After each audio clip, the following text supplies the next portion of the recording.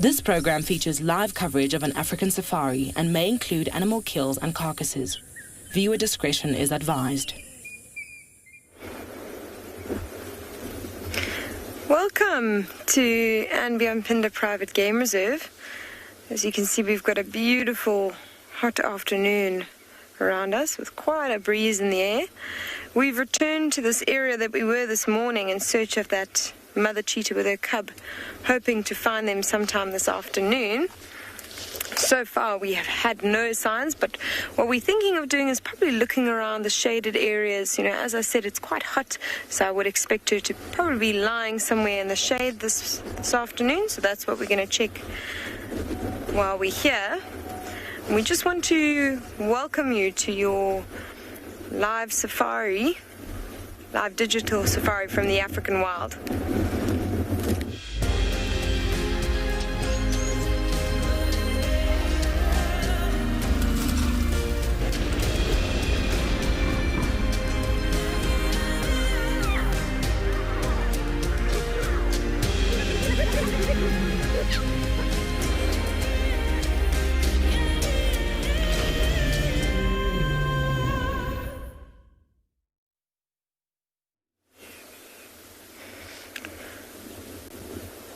Just taking in this beautiful scenery around us. You know, this is often the way that we're going to find these animals. Sometimes it's better to stop and have a good look with your binoculars around, check in all those shaded areas and just listen. You know, there's a lot of sounds out in the wild that will sort of indicate to us where we need to look. So what we're listening for are things like alarm calls. I'm sure most of you have heard monkeys alarm calling, or impala or nyala. Certainly they're going to be the first sign that we have of a predator in the area. They do all do quite an instinctive alarm call. Otherwise, we're going to be driving along these roads. You can see the road ahead of me. You know, any other soft patches, we're going to be looking for tracks of this mother and her cub, see where, if we can maybe get an idea where they are. So my name is Kim, and behind the camera we have Owen, and we are going to be with you this afternoon.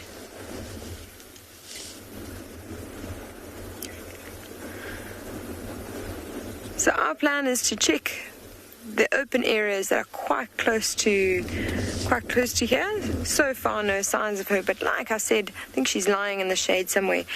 Earlier she was looking a bit skinny, so it's a possibility that she's taken advantage of the middle of the day to actually go and see if she can find some antelope. So we're going to be going from open area to open area. We think that's the most likely place she's going to be hunting or resting, especially with that very young cub, trying to keep herself as safe as possible. So that is our plan for the afternoon. If we don't find any signs around here, might go into another area that we were this morning, a little bit later on in the drive, and see if we can find other cheetah. But right now we're going to send you over to Ngala and see what they have in store for you this afternoon.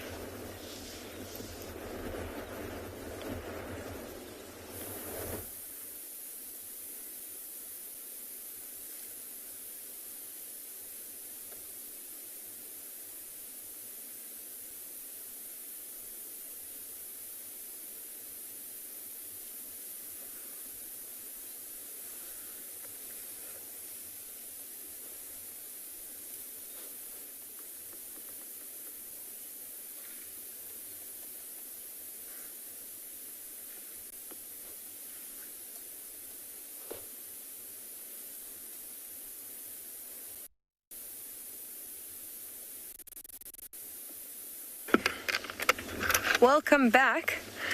We're still having a good look around these plains, but it's actually such an exquisite scene to show you a little bit of our Mpindo landscape.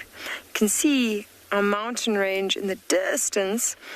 That's our Lubombo mountain range, which is one of the most prominent features that we have here at Mpindo. And you can actually already see the change in habitats from this vantage point. You can see just in front of the mountain range there, we've got that beautiful open plain. That's where we had yesterday afternoon, in fact about 24 hours ago, there was that cheetah that we were really concerned about because there were quite a few leopards in the area.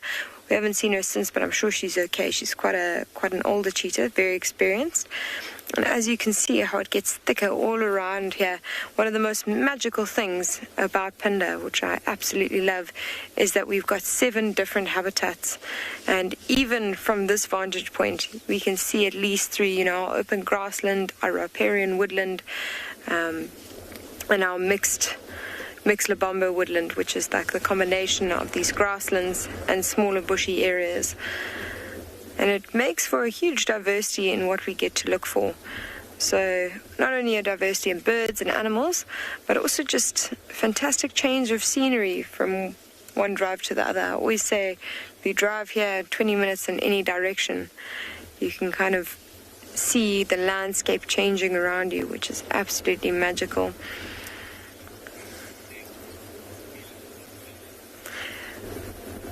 We're going to carry on searching for these cheetah, but in the meantime, Pridelands have managed to find some rather big animals that hopefully will give you a bit of a show this afternoon.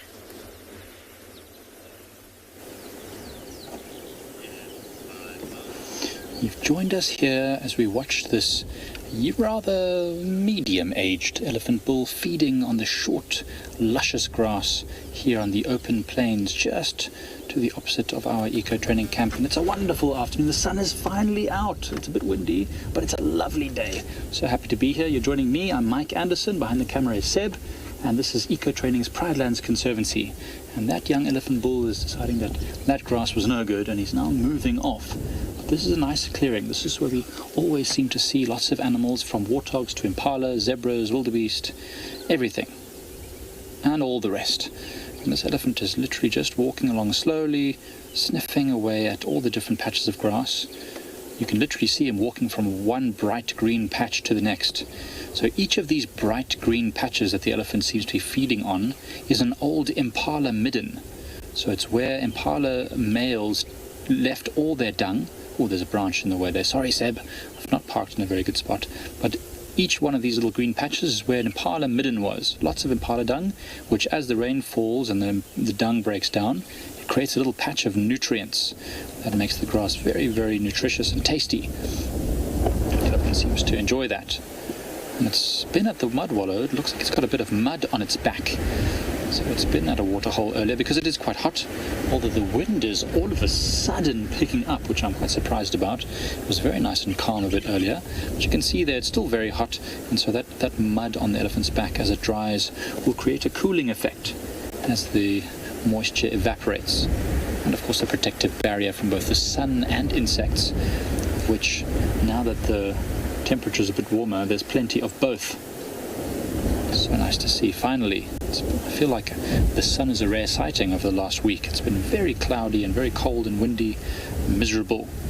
So I think most of the animals will be very happy to see the sunshine again. See the branches moving there in the strong gusty wind as this elephant starts to move. What I'm going to do is I'm going to move us forward a little bit to see if we can get another view of it as the elephant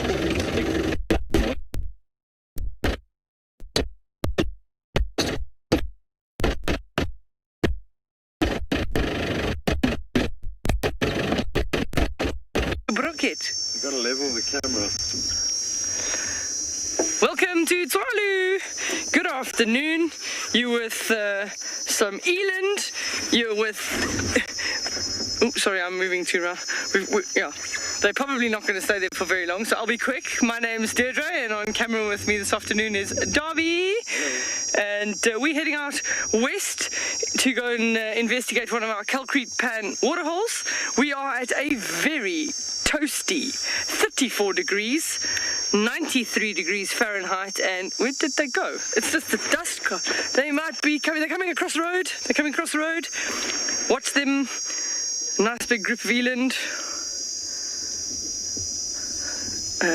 And that's it. There's normally always one that's behind. That was a nice show. They ran over the road when we came over the dune, and now they've changed direction and they've run back that way. So you're looking there at the largest antelope in southern Africa. Let me just go forward a bit, and maybe we can get them again in picture. So I wouldn't know why anyone would want to run at that speed in this heat. It is unpleasant. Both Darby and I have our collars up. because it is exceptionally hot today. So the rain it's only 4% chance of rain, probably not today, but definitely Monday, Tuesday, looks like it's going to potentially rain here. I had them there, Darby. They've unfortunately ran through a blackthorn thicket and they're on the other side, so all I can see at this stage is literally just the tips of the horns. You got them. Oh, they're gone. Yep, that's it. They're gone. But we're going to head out west. We'll just have a look. All these brown veined whites that have been flying over the last few days. So, Marco, you asking how much can an eland bull weigh? Well over a ton. Some of them even up to a ton, 0.300, so 1,300 kilograms. They are exceptionally large. And the next largest antelope behind them is the roan antelope, which just pushes probably 250 to 300 kilograms. So quite a big difference. I mean, a big eland is the same as like a black rhino or a young rhino. You can just sort of put those two together in comparison. That's quite large. So we would be looking for, oh, there we go, this is Sable. I'm just going to stop here so we don't move him just yet. He's on the left here, in front. A nice sable bull with, you almost want to say 1.5 horns, because neither one look like the graceful, sweeping horns that they normally have. I know his right horn, our left side on the screen, is a normal horn, and then the other one is broken. So that probably from fighting. The bulls can get quite aggressive when fighting over females. So known as the horsehead antelope, between the sable and the roan, they fit in the same family. I don't know if you're quite seeing a horse head there, but that side profile gives you an idea. And what I find quite strange with their skull structure is that from the horns, it literally goes straight down in front of their eyes and then their nose. They have a very sharp angle from their horns down towards their eyes and across the nose. So you can see he isn't in a very shady spot. I mean, that camel thorn's probably only about 1 meter high. Oh, he's going to get up. He's thinking about it. So while that sable's thinking about getting up, we're going to send you to have a look at some elephants at Ngala.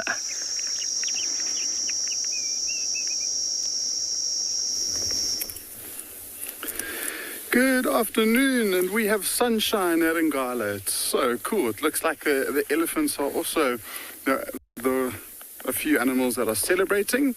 This one, being so dark, has just come into the water and was splashing about. He's finished his swimming and he's actually following a herd of elephants who's slowly moving into the bush. So as he disappears, my name is Eric, and behind camera, as always, is BK. There's his thumb.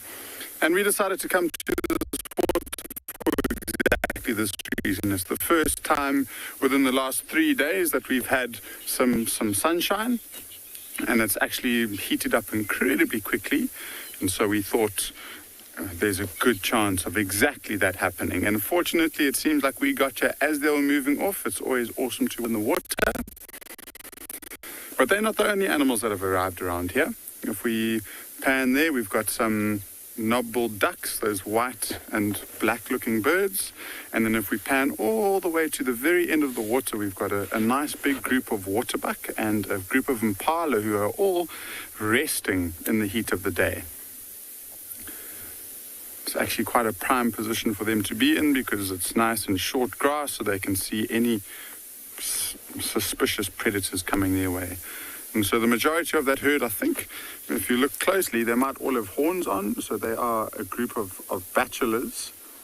There's even a wildebeest I've just seen directly behind the impalas on the right-hand side, and then a couple of waterbuck further off to the right. And then every now and again we see a youngster of an impala and a waterbuck that seem to be having some sort of interaction. It looks like they're playing around at the very end of the water. So we've seen elephant, impala, wildebeest, waterbuck, and we've got a hippo in the water. as well as several different bird species around here. So it seems like the animals are starting to come out, and hopefully from here we can start to see some fantastic animals for the afternoon. Both Beak and I have got a very good feeling about today. It's always exciting, especially after gloomy, rainy weather, to have a bit of sunshine and just see what the reserve is looking like.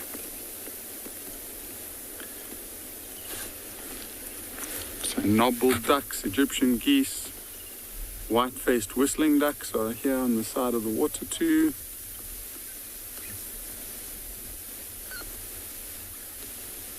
So quite a variety of bird species around here.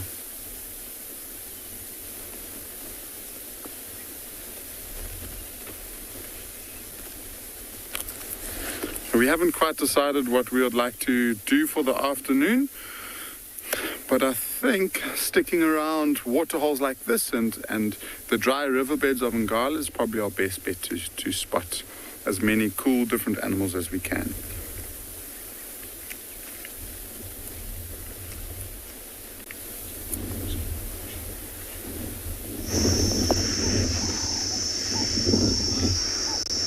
I spy with my big brown eye. So the sable didn't go too far. He got up, he went 20 meters to the next tree, and he's standing in the shade, and he's literally standing about 5, maybe 6 meters from us. We're like right next to him, and he hasn't budged at all. So moving in the heat costs energy, and they lose too much moisture doing that, so they are very hesitant to move in the heat. But we were actually looking, we zoomed in there, look how thick that mane is, and then we zoomed in to have a look at the eyelashes. He's got the most amazing eyelashes, and long eyelashes when he moves his ear. That would be nice. Sorry, can you just move your ear? Thank you. There you can see how long those beautiful eyelashes are, and then also that blunt straight from the horns down into the eyes, and then that sort of sharp angle change into the nose. Those long eyelashes will also help keep sort of dust and sand out of the eyes.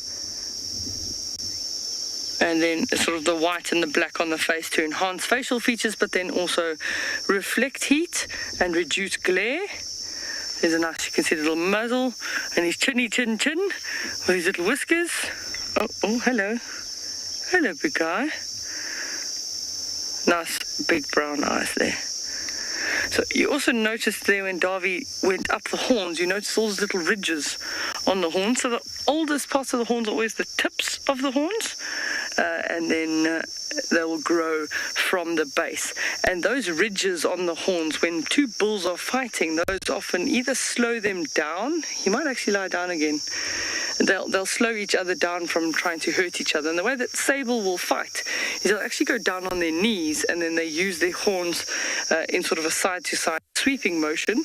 And they don't look like aggressive antelope, but as far as I've read, this is actually one of the antelope that was one of the first things to actually kill somebody in the Kruger National Park. In the very, very early years, somebody to be wounded or killed by an animal was actually a sable bull, and they came across it by surprise, and I think that they may have cornered it, and he landed up killing that person. So they can be very, very dangerous.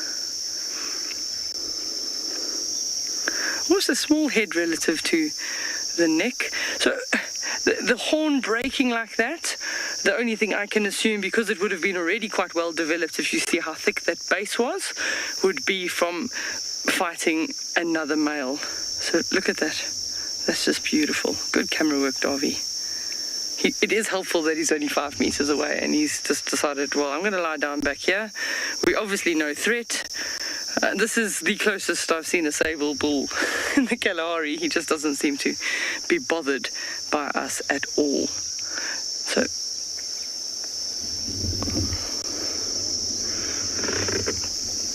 So billies are was asking the question, does a horn grow back?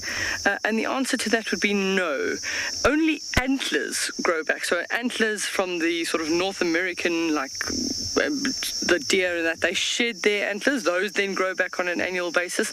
But all the southern African antelope have horns that develop right throughout their life. So their horn grows throughout their life, but they don't grow back once it's been damaged. It'll carry on growing from the base, but it won't suddenly start getting a new tip or a new area. And there's actually a solid bone that goes sort of a central bony inside in that sheath. So it depends on whether he turns, so we can actually see that broken horn where you actually see a portion of the bone sticking out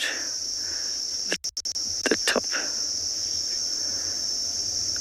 So sometimes they don't like lying in the shade of some of these big trees because there's actually sort of, it's called a sand tampan. It's a tick that somehow senses that there's an animal there and then comes out and crawls all over them and bothers them.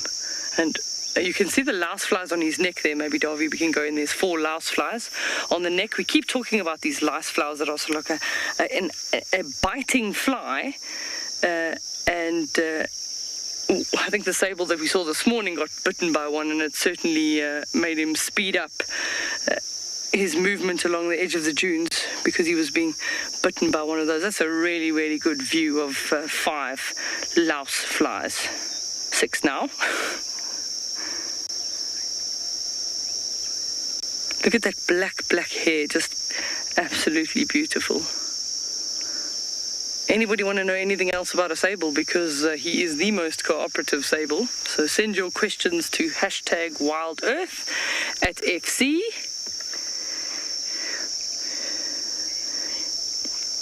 So AC's question is, are sables solitary? So on Tswalu, we have predominantly bulls. It was part of a breeding program, part of a conservation program. But you would normally find them that a bull would be in a herd of anywhere between sort of 10 to up to even 30 females. So sable herds can get quite big. And they, at the age of about 3, the bulls then get pushed out of the herd and they must go and be either on their own, so that's the time when they'll be solitary. Sometimes they find companions and you have bachelor herds of bulls up until one is mature enough to take over a group of females themselves. So it depends on the time of their life when they would be solitary. But yeah, with having a broken horn like that, it does put him at a disadvantage when it comes to fighting. So he's likely going to be a loser most of the time that he fights, which means he wouldn't be able to take over a group of females. You can actually see the white part of the bone on the inside there. And all those beautiful ridges. Look at that detail.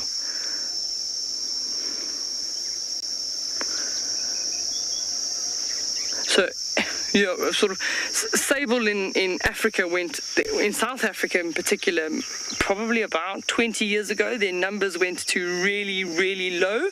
And it had a lot to do with water provision in certain game reserves where then suddenly there were almost too many lions and the lions were grabbing the sable and they had a very sort of unsuccessful breeding. And then they started to put them in breeding camps and build up the numbers from there. So they're a very healthy population, probably well over 20,000 or more individuals now, but they believe they went right down to about 600. So they've done a huge conservation effort to bring this animal back. And there is a known as a giant sable up in Angola, if I'm not mistaken, and there's always concern about mixing the two bloodlines, so they're quite specific about whether it's a sable or a giant sable. And obviously Angola being one of those war-torn countries, they don't actually know what the status is of those animals. Beautiful, beautiful. So at their biggest, if you're looking sort of at their largest, 51, 52 inches across the horns. So I believe everybody's commenting about how beautiful he is. I'm amazed. He is beautiful, but he's the star of the day for sure, because He is so close, so relaxed, and he really is allowing Darby to get some awesome camera work in there, because they don't sit still this close that often. So enjoy. Just such detail in that face. No, he's...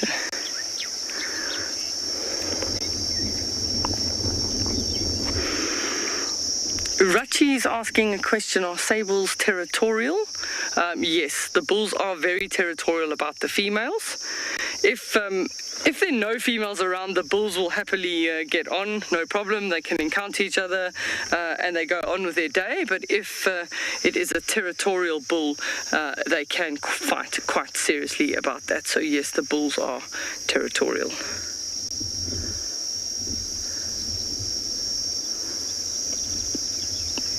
So he would be, with sort of a muzzle and a nose structure like that, predominantly a grazer. They do like what's called an open woodland. They would typically like more grass, because sort of a half grassy area, but more woodland, and that's so that they are able to hide their calves. Obviously not in his situation, he's not going to have a calf, but in the female situation, they do like to be able to hide their calves until their calves are more mobile, being able to follow them. So a really, really nice rare antelope.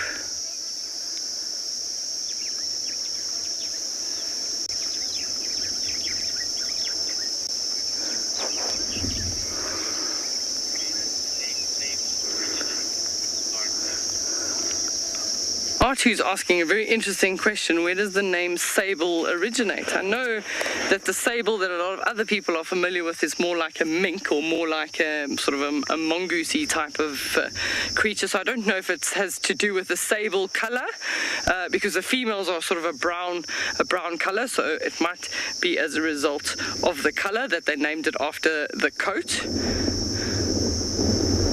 But if anybody has a better answer than that, please do share.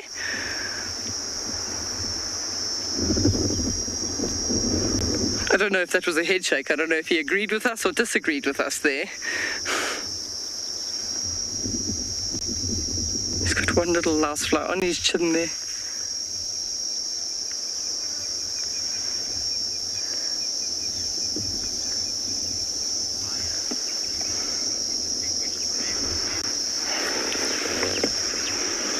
So Ryan is asking the question, is it easy to distinguish a male from a female sable? And the answer would be yes. They both do have horns. The female's horns not as prominent as the male's. I'm going to have to come here, Davy. I'm just going to try and put it still for you. So not the easiest, but you can see the brown coloration. So more of a, so this one, yeah? Oh, sorry. There we go. I'm making camera work difficult for Darby. So there you can see that sort of a rusty brown color, and that's quite likely where the name sable comes from, is that sort of sable coloration in the coat. So very pretty, but also horns, but not necessarily as sweeping back or as thick horns as the male.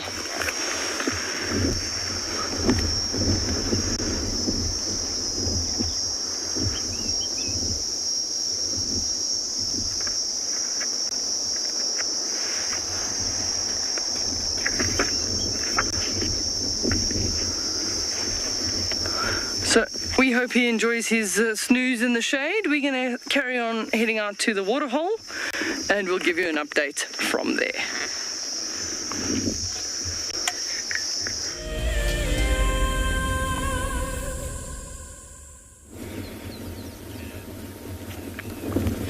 Welcome back. So far we've had no signs of those cheetah. We actually heard from some of the other rangers that they might have been headed in this direction. And then we came across this beautiful watering hole. We thought we'll just sit here in silence for a little bit and appreciate some of the birds that are coming down to drink, and hopefully some animals.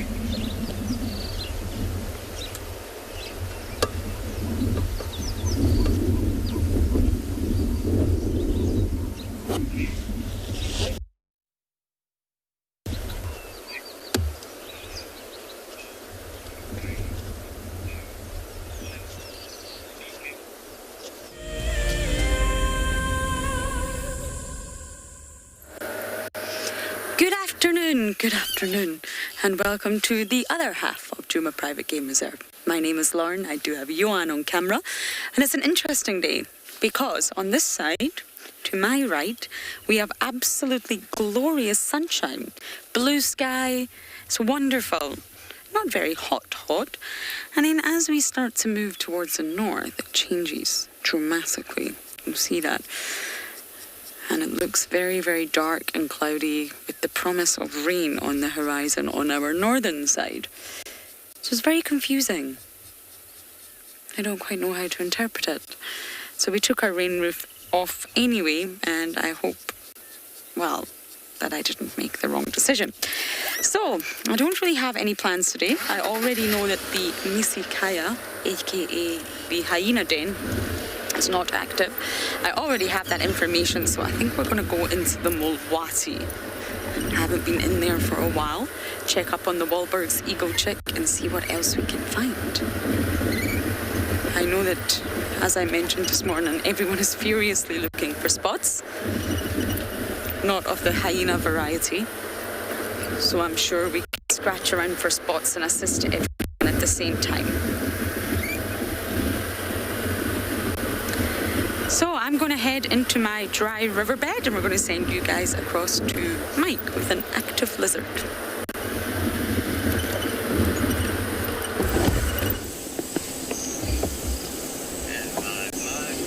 What we have here is a giant plated lizard, and this particular one is quite long. It's probably about 40 centimeters long, and now it's slinking away into the grass. It's a bit camera shy, but what it's doing is it's catching termite elates. The termite, reproductive termite that flew out last night are now walking all over the ground looking for a soft piece of ground for them to burrow into, and this little giant plated lizard, or this rather large one, is taking full advantage of these fat, little energy-rich termites. It's trying to catch as many as possible. This is a very interesting little reptile because it's usually living amongst the rocks where it can quickly scurry into little cracks to hide itself. And with its girdled scales, which means they have a sharp edge, they push themselves into the rocks, and it's very impossible almost for anything to pull them out again. They wedge themselves in like a grappling hook. Now, what's interesting is they're also quite often herbivorous, which is quite unusual for reptiles. Well, for lizards anyway, these will often eat flower buds. But you see right now it's eating whatever is the most abundant and highest energy food. So it's literally just running around eating all the termite elates. It's amazing. See how it avoids the ants. Ants are not what it wants. Ants can spray formic acid and are quite bitter in taste. Termites have no chemical defense, and they just got these little fat bodies. And these fat-bodied termites, the reason why they look so different to normal termites is because they've got an energy store in them that gives them time to dig a burrow and start laying eggs before they have to start eating. So termites normally have to go out and collect massive amounts of dead plant material and then cultivate fungus underground, whereas right now they just need a fat body full of energy and reproductive material so they can mate, dig a hole, and start laying eggs to start making termites to tend the colonies. That's really awesome. I've never seen such a nice view of a giant plated lizard, especially out in the open like this. And we were talking about it earlier, Seb and I, how because it's nice and warm today, these lizards can be very active. Time Walker, I'm glad that you're seeing this for the first time. That's amazing. It's not often that we get to see this lizard out in the open. As I said, it's nice and warm today, so the lizard is out and about using this open area where the termites are. There's no termites on the rocks because they can't burrow in there, so the termites are all walking on the sand looking for soft places to start burrowing. And as I said, this one is normally in the rocks where it can quickly run into a crevice and hide itself, which is super interesting. So it's nice that we can keep seeing that. Sorry, I thought I heard something behind us. I thought I heard cracking branches. I thought the elephant. We had some elephants just now. We're right next to Ndlovu Dam, and so I thought the elephant was coming back to try and visit us, but it is not. There's so many animals out today. There's so many small insect-eating animals, from these lizards to birds, and I'm sure there's lots of insects that eat these things as well. So I'm just trying to see. I can see a red-billed buffalo weaver that's also hopping around on the ground. That's a seed eater, though. It doesn't often eat insects. But many things that in the books will say does not eat X, Y, or Z, but then we've now started observing them eating certain things. With modern techniques and the fact that we can stay with animals for a long time. Oh, there goes another one. Yum, yum. We can see at night with infrared cameras. We can sit with animals for a long time. There's another termite behind. He's going to go straight for it. Watch that. Yum. Amazing. So, see how the termites hold their abdomen, try and curl it up a little bit. It makes them look a little bit like a scorpion. Not very much, but a little bit. And so, it might just deter something, thinking that, oh, there goes another one, that this is a scorpion. And now you can see in front of that lizard, there's lots of little things shimmering in the sand. Those are all the wings of the termites. So they emerged from the termite mounds last night when there was a bit of rain. Oh, there goes one who had just landed, unfortunately, right in front of the awaiting mouth of this giant plated lizard. Now, so they all emerged last night, flying about looking for other termites to mate with. Then they would land somewhere and try and burrow in. And during the flying and the burrowing, they actually lose their wings. The wings are useless once they've found a mate.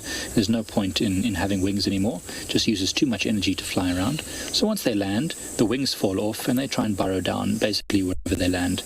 They don't have an infinite amount of energy, so they can't just walk too far. And also because everything's trying to eat them. So they have to really get underground as soon as possible. Over the next few days, we're going to start seeing little brown spouts all over the sand, roads, everywhere, which are basically where the termites have tried to dig in. Now the vast majority, maybe 95%, 99% of them will not make it, unfortunately. But luckily they get released in their millions, if not billions. And so if even just 1% of them makes it to creating a termite mound, it is hundreds of thousands of new termite mounds. It might even be less than 1% actually, because when you see how many get released, it's amazing. There's a termite right in front. It can't see it though. The termite has escaped. Did you see that? The termite was right in front. He managed to avoid being detected. It's busy digging right by some green leaves. Well done, termite. Good job. So yesterday, all the way from our HQ, where we leave the vehicle at night to charge, all the way back to the eco-training camp, it's about 2 kilometers, there was a thick cloud of these termites flying. And then I went into town even, which is another 2 kilometers away, and there were still clouds and clouds of termites. So that means that there's probably some sort of, chemical or some sort of trigger. So the moisture in the air, the warmth maybe, I'm not exactly sure. Perhaps when other termites start erupting out of these mounds, they release pheromones, which cause the other termites to also start releasing the aelates, the other mounds. It's very interesting, and I don't think it's very well understood yet. It's really fun to see. I've never seen a lizard out so long like this. Now it's also very dangerous for this lizard. It's taking a risk here. There's plenty of food, lots of energy, but there's also a high chance of getting eaten by something like a bird of prey. So it needs to, eat while it can, but, stay close to cover. And right now it's nowhere near cover. Well, something that would eat this lizard is a kingfisher, and they've got a couple of them at Djuma.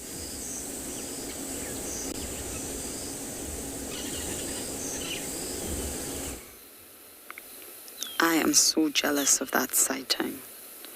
Feel sad for the termites, but I'm very jealous. Reptile and termites, my favorite. But I am rather lucky. Here we have a brown hooded kingfisher. We had the pied this morning. We can always hear the woodlands. I think this is the male. I'm pretty sure it's the male. Oh, how we know that is, of course... Oh, there he goes. He's catching insects, hunting.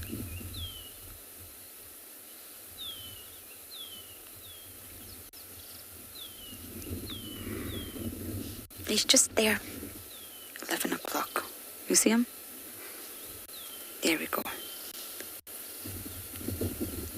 Now, I actually mentioned this morning, but not all kingfishers eat fish. They're not all fishermen. The sort of name kingfisher is a little bit misleading to that whole group of birds. And the brown hooded even. eat mainly insects. And that's exactly what this little guy is doing right now. The male has a black shoulder on the wing. The female has brown. It's really easy to tell them apart. And, oh, hello. And they'll eat all sorts of organisms, from small reptiles that they can pierce with their beak. It's like skinks, very small skinks. They've even been known to eat very young birds, and I'm talking about chicks. Fish, if they can find it, but they will not necessarily always around the water bodies to go and dunk themselves in and collect fish. Crabs and rodents. Yes, very small rodents. That's what a brown-hooded kingfisher will eat. For being such a small, beautiful bird, they have a very varied carnivorous diet.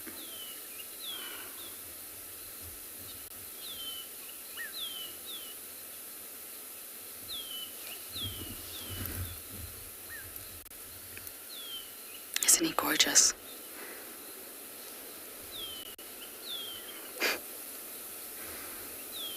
You see him tilting his head like that. They're using their keen eyesight. They're highly visual, and you can see he tilts one eye. I don't know why I can't talk today. And he's just solely using the vision out of one eye to make sure it's very acute and detailed, and he can spot the insect, swoop right in and catch it.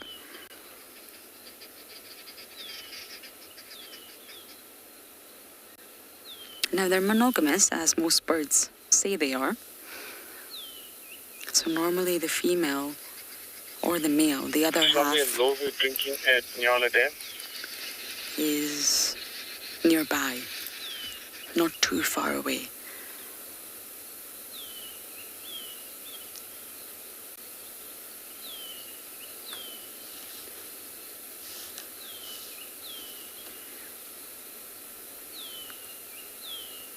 See, he gets a better sort of idea of what he's looking at when he tilts his head to the side. When he looks straight on, not only is that huge beak in the way, his binocular vision doesn't sort of give him perfect, accurate, detailed information on the exact location, and that's why they tilt their head like that.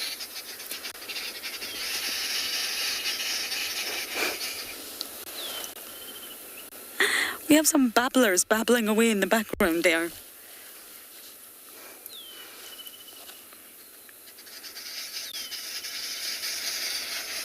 Can you hear them? I think it's the arrow-marked babbler. Why me? I have no idea. I really don't know, I'm afraid. I don't know the lifespan of individual birds. I will try to find out for you, though.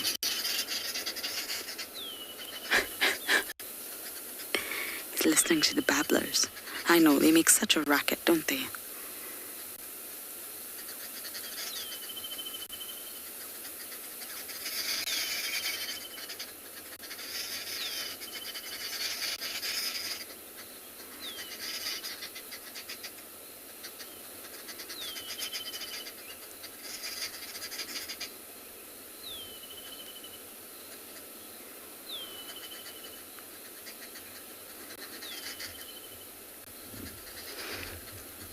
I'm being informed by FC that brown-hooded kingfishers can live up to 9 years, but I don't know where that information comes from.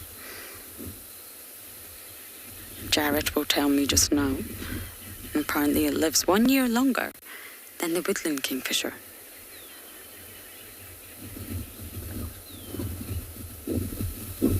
I don't know if that's a Wikipedia statement or a factual statement, but there you go. It's quite a long lifespan for a bird.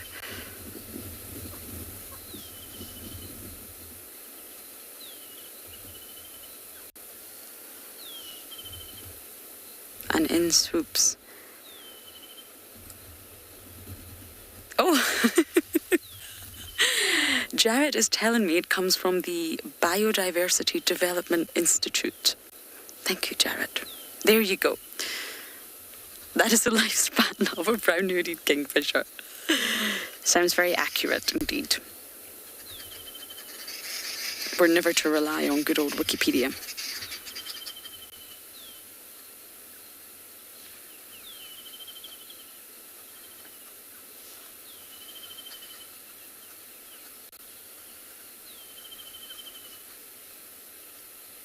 Okay, that was such a lovely kingfisher sighting. I'm sure we'll see more as we go into the Mulwati. But for now, you guys are going to head over to Kim with the mixed herd.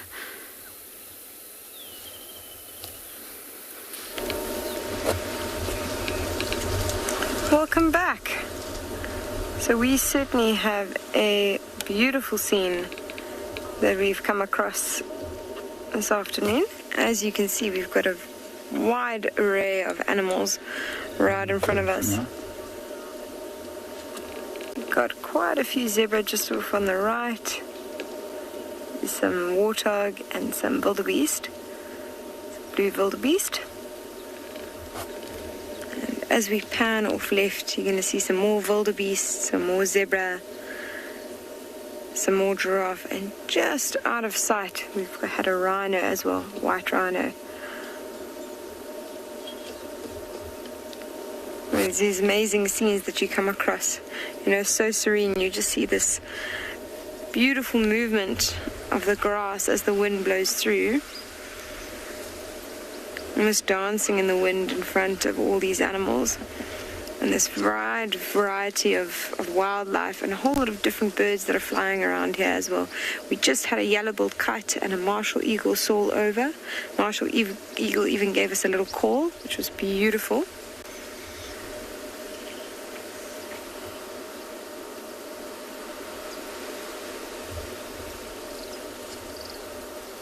Absolutely majestic afternoon.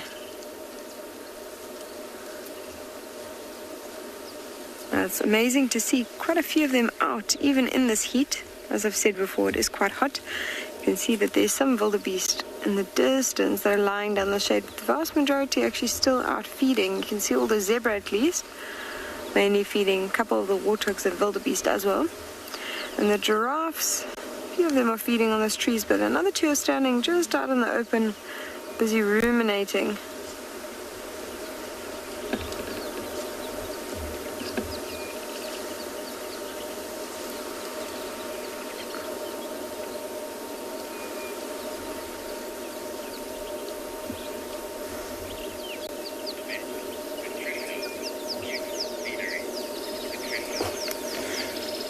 Patricia, it is beautiful scenery. I have to admit, I'm really enjoying this drive this afternoon because we've just been driving and we're stopping at the smaller things and taking it in. Here we go, actually, I think we've got an African harrier hawk that's flying over the scene just on the left there. See those beautiful colors. You can see that really dark gray. And as it flies over, that white prominent band in the tail.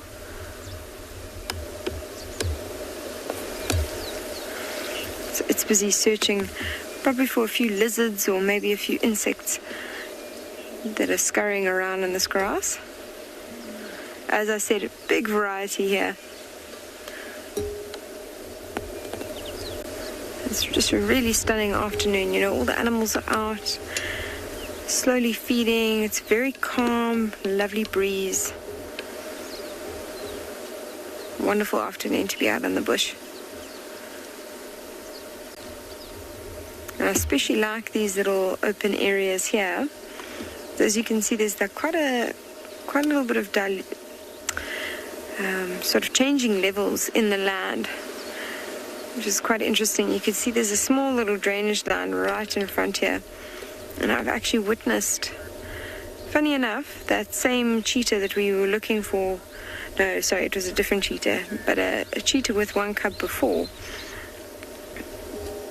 used this exact sort of change in the levels of the land to stalk up to an impala right in these open areas. And this, a lot of the time you have guests ask you on drive, what is your favorite moment, or what is your favorite sighting, or something that you've seen that really stands out. And in fact, this exact area is where I saw a cheetah kill that will forever be in my mind.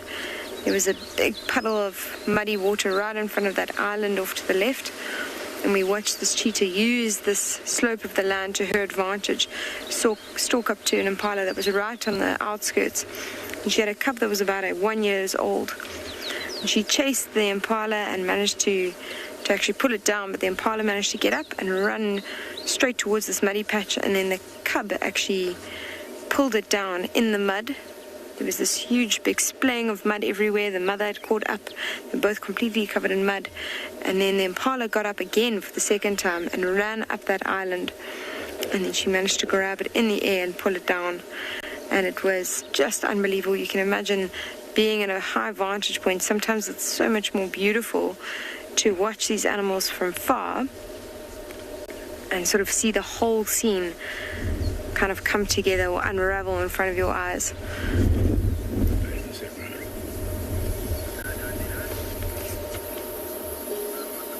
Oh, there's just going to have a look at that tiny little foal there.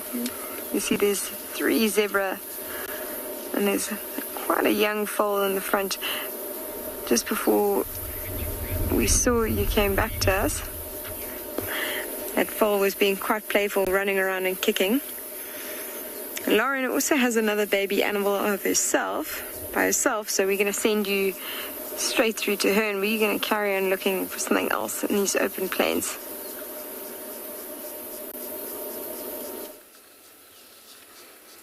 We have a whole family in front of us.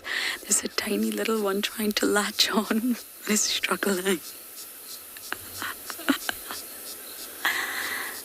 Every time Mom stays still, it just latches on with this little pink mouth.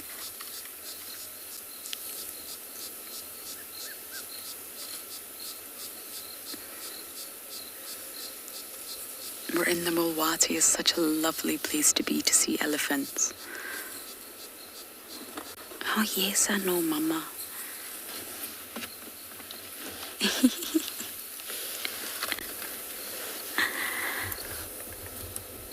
If your heart doesn't melt when you see a baby elephant, then I don't think you're human. This is another mama, very swollen mammary glands here. Look at that. Can you see this little youngster, Johan, playing? I don't know if we'll be able to see it.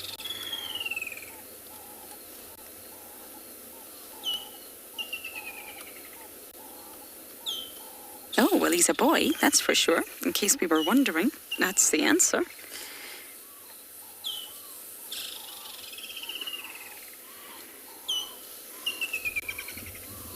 We've got some up ahead as well.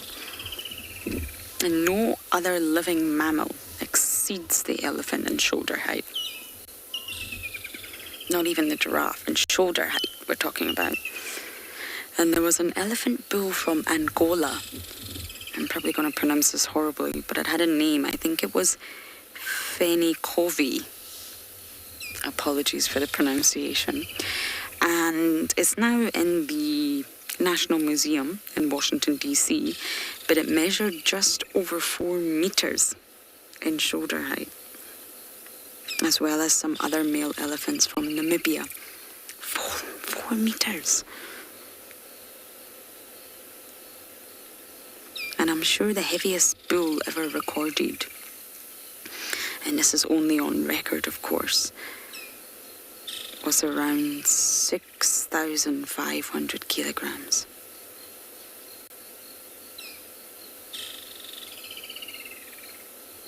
And it's a very heavy being.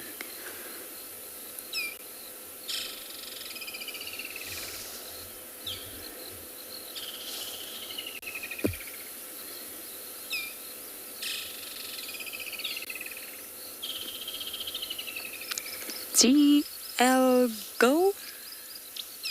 Hope I got that wrong.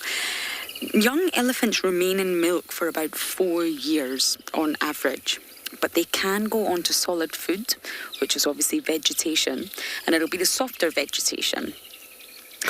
The woodland kingfishers are not stopping.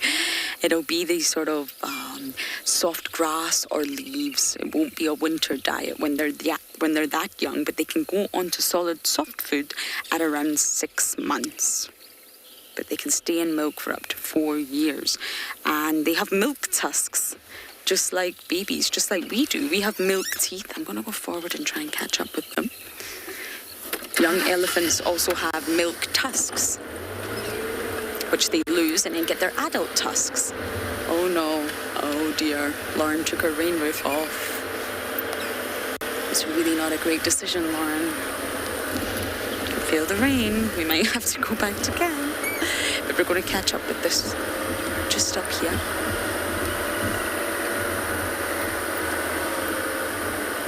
But 4 years is a very long time on top of a 22-month pregnancy. That's an extraordinary high level of maternal investment in elephants. 22 months. Okay, I'm just going to stay far away from this big grey bottom. I think the herd are on both sides of the Mulwati.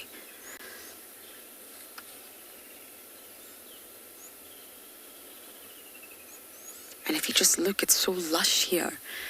So many different types of grasses. Some will be palatable, some will not be. The trees are all full. The evergreens and the deciduous trees are all full of lush green leaves. The food source is so plentiful, really. It's a perfect place for elephants to be. They can also dig into, here we go, we can also dig using their trunk into the sand in this dry riverbed and find water. It's actually quite easy to do. Hello.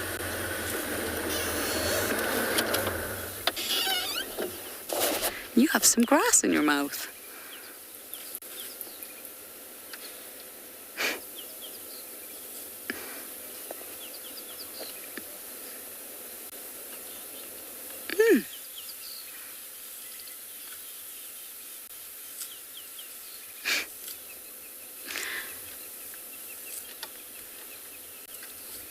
She's eating it now.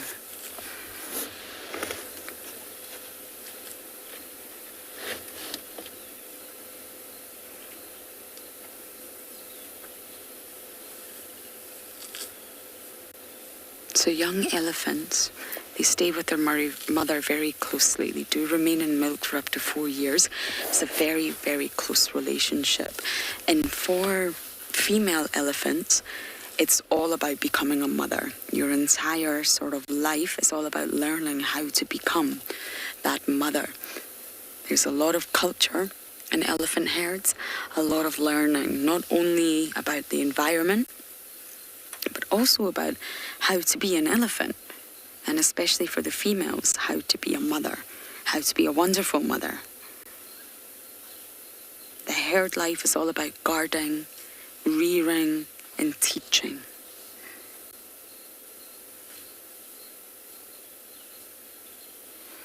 The most sort of intensive mothering happens in the first 2 years. So from birth to 2 years old, the mothering from a cow is very intensive. And then once the youngster gets to over 2 years old, it does start to lessen a lot. And they're a little bit more stronger and independent, but they will still suckle from mum.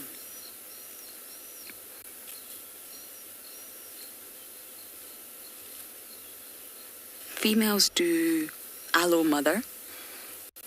So just like we talk about allo grooming in lions, for example, or impalas, they do allo mother.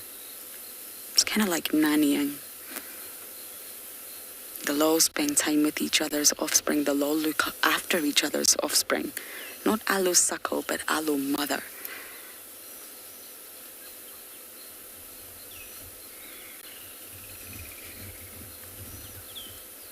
It's probably one of the factors that leads to their success.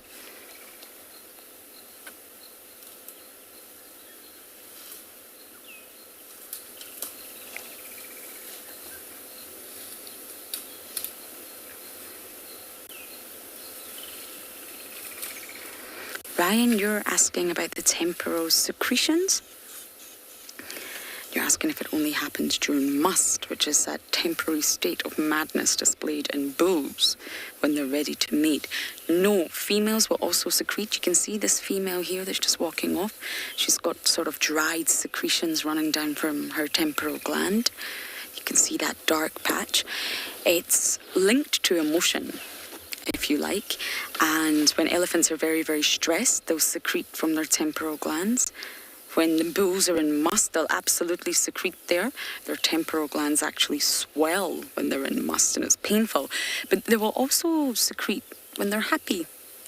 So say a herd's been split and they reunite, or maybe when two kinship groups meet and they're very happy to see one another, they will also stream from their temporal glands. So it's not just when an elephant is in must. It's normally linked to emotion.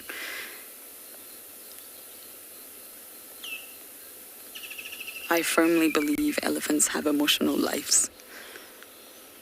I believe actually most animals have emotional lives.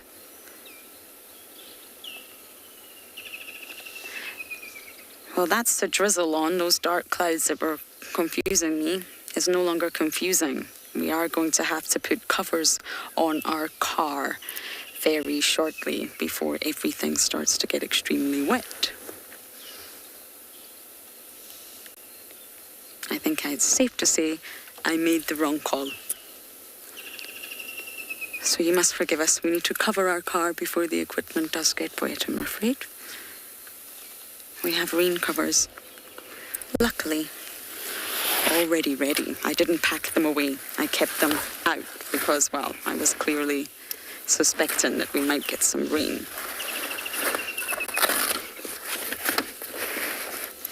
There we go. So I'm going to put my covers on. We're going to send you guys to Deirdre and Tswalu.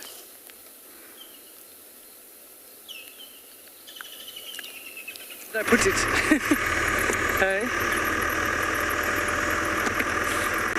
Welcome back to Tswalu. We still haven't got to our westerly concrete pans just yet, but we're not too far. We're nice out in these sort of flat dune areas out in the west, where a lot more grass, a lot more eland bean, but small camel thorns, and then we get the shorter little light-coloured blue-grey bushes are known as the grey camel thorn. So you can see the sun. Whoa, Darby, hold on. This is one very ambitious aardvark that's decided to dig holes right in the middle of the road, and that one caught Darby and I out the other day, or it caught me out. Darby's just an unwilling participant. Well, he's a willing participant, but when I throw him around a bit on the car, it becomes quite challenging. So here we go. We can probably show you this one if I don't want to squash the mole rats. Now it's a choice. Which way do we go? Let me just go this way, and then we can see how much he's been digging. And I'm actually going to jump out quickly and see if he's been here recently. No, that one's collapsed. So when they dig, so just to give you sort of a size, if I hold my arms out like that, you're probably looking at about that size, which if I had to hug an aardvark, he'd probably be about that wide and that round. So I've got my sunglasses on. It's been quite bright. But he'll dig, or he or she, they both dig, their body width to get in and out, in and down. And with those sharp claws, they're capable of moving over a meter of soil in a minute.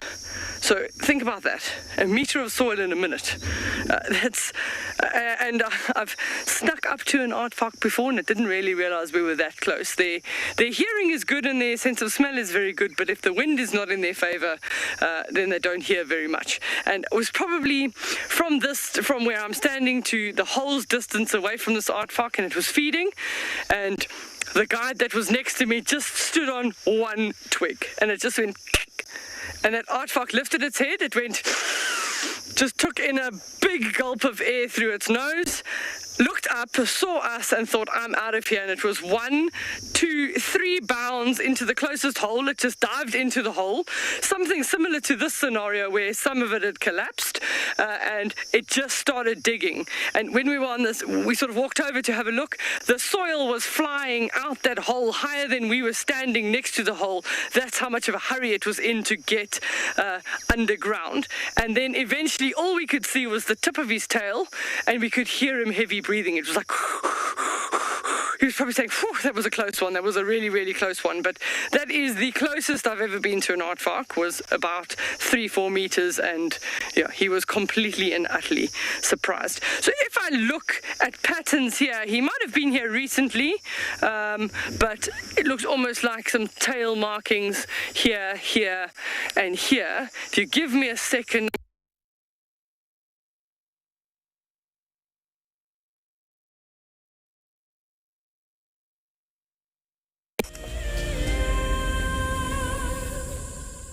Welcome to my car. This is Wendy, and she's my favorite. She would love to have your name engraved on her so you can be with her every single time she goes on a safari here in Djuma. If you become a Wild Earth Explorer, you will have the opportunity to buy an engraved tag which we will attach to her. We will make sure to send you a digital picture to show you exactly where you are sitting on her. You will have front row seat in every single sighting. Guys, just watch what's happening. See, watch the elephants, watch the lions. See, the first ones to run are the cubs. Can you see them? They are right here. I'm not sure how scared you were, but I was quite nervous. But absolutely incredible. Expect the unexpected here on Wild Earth daily. Have you been watching Wild Earth and dreamt of being right there on safari with one of the guides? Well, now you can. Wild Earth is offering you a chance to buy a ticket to dream. You or a friend can hop on board a live Wild Earth show and join our guide on safari. The ticket is redeemable at any of our locations, anytime in the future. Only a limited number of tickets are available, so don't wait. Get your ticket now and start dreaming. Terms and conditions apply. My name is Ross, and I'm a field guide at and beyond Pinde Private Game Reserve. I love getting questions from guests on Wild Earth because I love sharing and learning information about nature with new people, and it also makes me feel like you're all joining me in real life. If you want to ask a question on Wild Earth, then you need to register on our website. Once registered, go to our live safari page and submit your question below our live feed. We've managed to catch up with the rest of the herd, but they have gone up this steep slope, I'm afraid. It's a really large herd. Lots of females and lots of youngsters. Now, many people ask, who's the matriarch? They always think it's the biggest female, and generally it is, but not always. You shouldn't be fooled to think the biggest female is the matriarch. The oldest female will be, absolutely. But she might not be the biggest. There's a wonderful book called Beyond Words that I've spoken about before by Carl Safina, and it researches elephants a lot and their social behavior, especially with regards to the matriarch, and it's not always the biggest female. You need to watch a herd before you can conclusively 100% say who the matriarch is, because all the other elephants tend to gravitate around her. She's a central figure, and if you just watch them for long enough through observations, you will see that they really do sort of gravitate around that central figure that is the matriarch. So the matriarch, being the oldest, has the broadest cultural knowledge. And she uses this to lead the herd. It's a big role. It's not just a case of being the boss or being aggressive or maybe scolding the youngsters. It's leading the herd to safety, to greener pastures, to areas with water during drought, teaching them that knowledge, the environmental knowledge that they map in the brain so that they can then pass that on to the future generations. Migration routes. They won't just go to an area that's maybe flourished and it's very green and it's got delicious food that isn't constant. They'll take their herd to traditional, reliable sources of water that provides for them year after year. Same goes for food.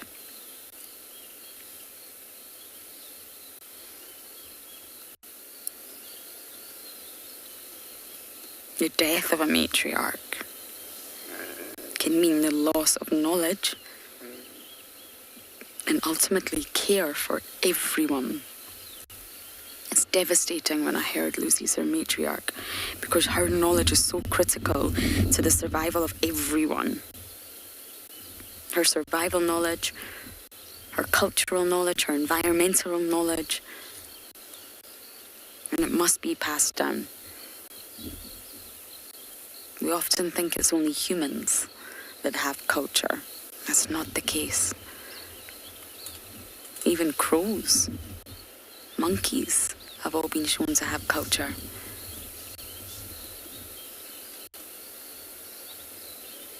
And it benefits the herd to follow the matriarch. It profits the herd. She shapes their daily lives. The daily lives of every single member in the herd is shaped by the matriarch. And that, therefore, it affects their health, their body condition, thus affecting their survival rate and their reproductive success. Everything. The matriarch is involved in every aspect of their survival. But I mentioned earlier it's a big role, and it is. She has to balance. She has to balance the needs of the family members to ensure that they stay together. So maybe one day there's conflict between individuals, especially boys. It's worse if it's females. Maybe one day some members of the herd want to go left, the others want to go right. She needs to balance the needs of everybody.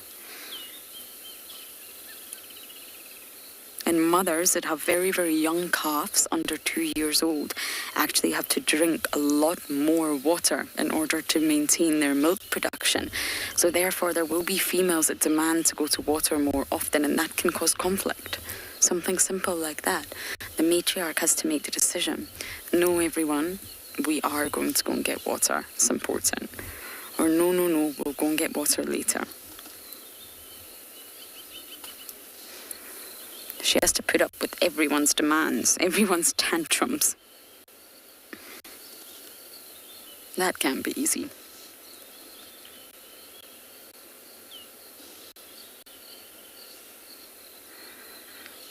Okay, I think we're going to pass this herd and continue our river cruise. But we're now going to send you to a surprise in a tree at Ngala.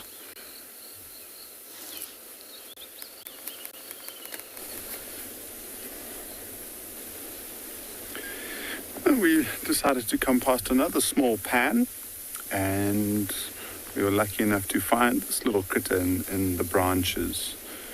And so very, very white at the moment, but you can see some markings around the eyes and the face, and you can just see that throat moving up and down, and it's trying to cool itself down. And this is a frog called a southern foam-nest frog, or grey. There's quite a few different names I've heard. Grey tree frog or grey foam-nest frog.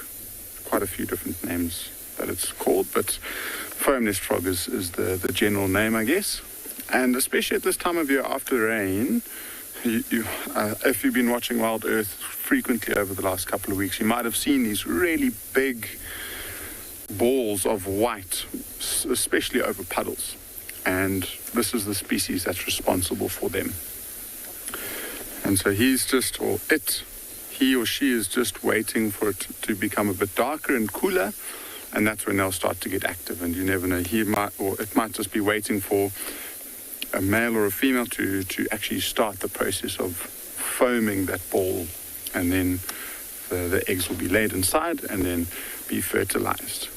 And the reason why we decided to come past this waterhole is the bird species this season around this pan have been phenomenal. And so there's been some very special birds.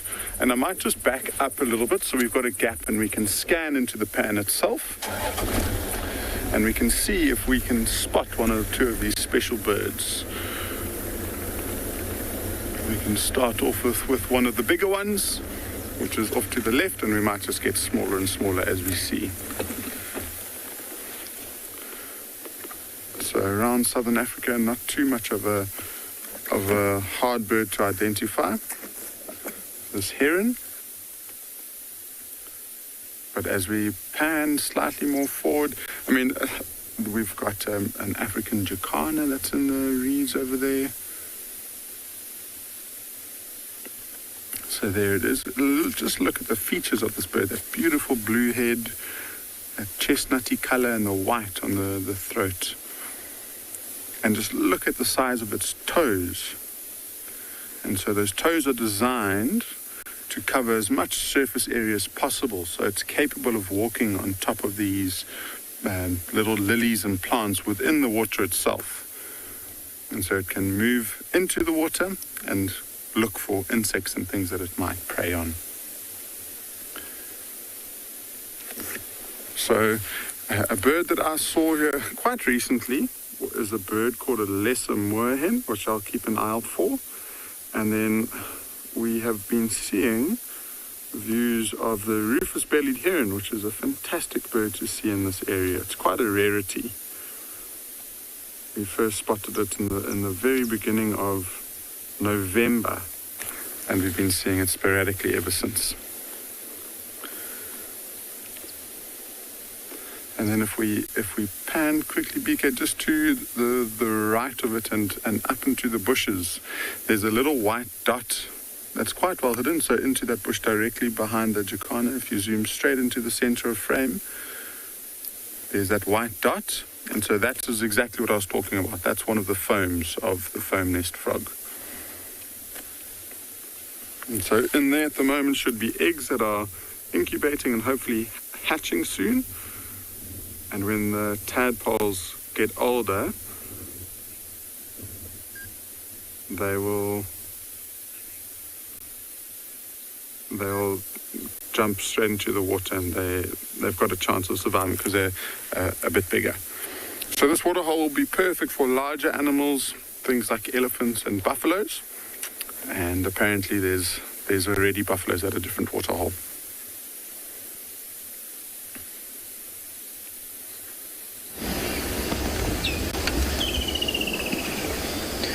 Patience has paid off for us as we sit here and watch a group of nearly 100 buffaloes coming down to the edge of Ndlovu Dam.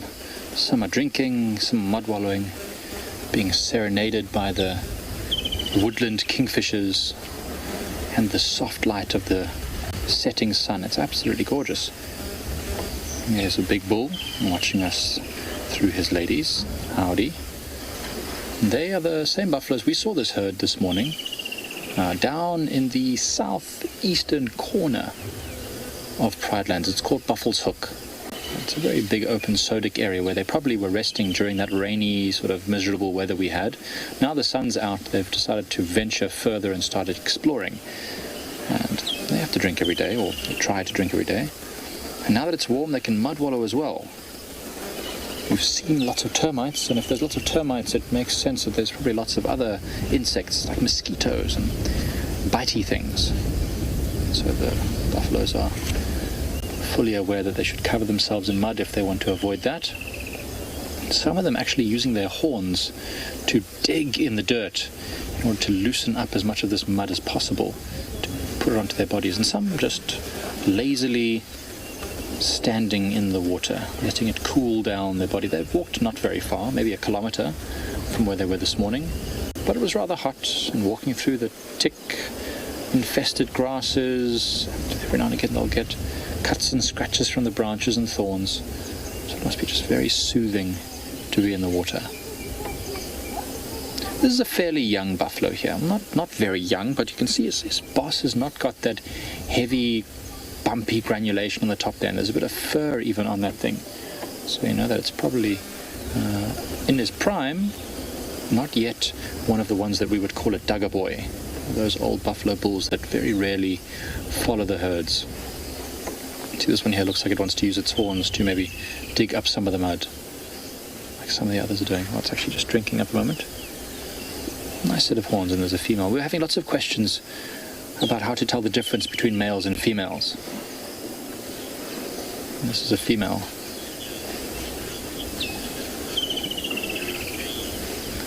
Sonia, that's a good question. We actually had this question not long ago, I think a couple of days ago.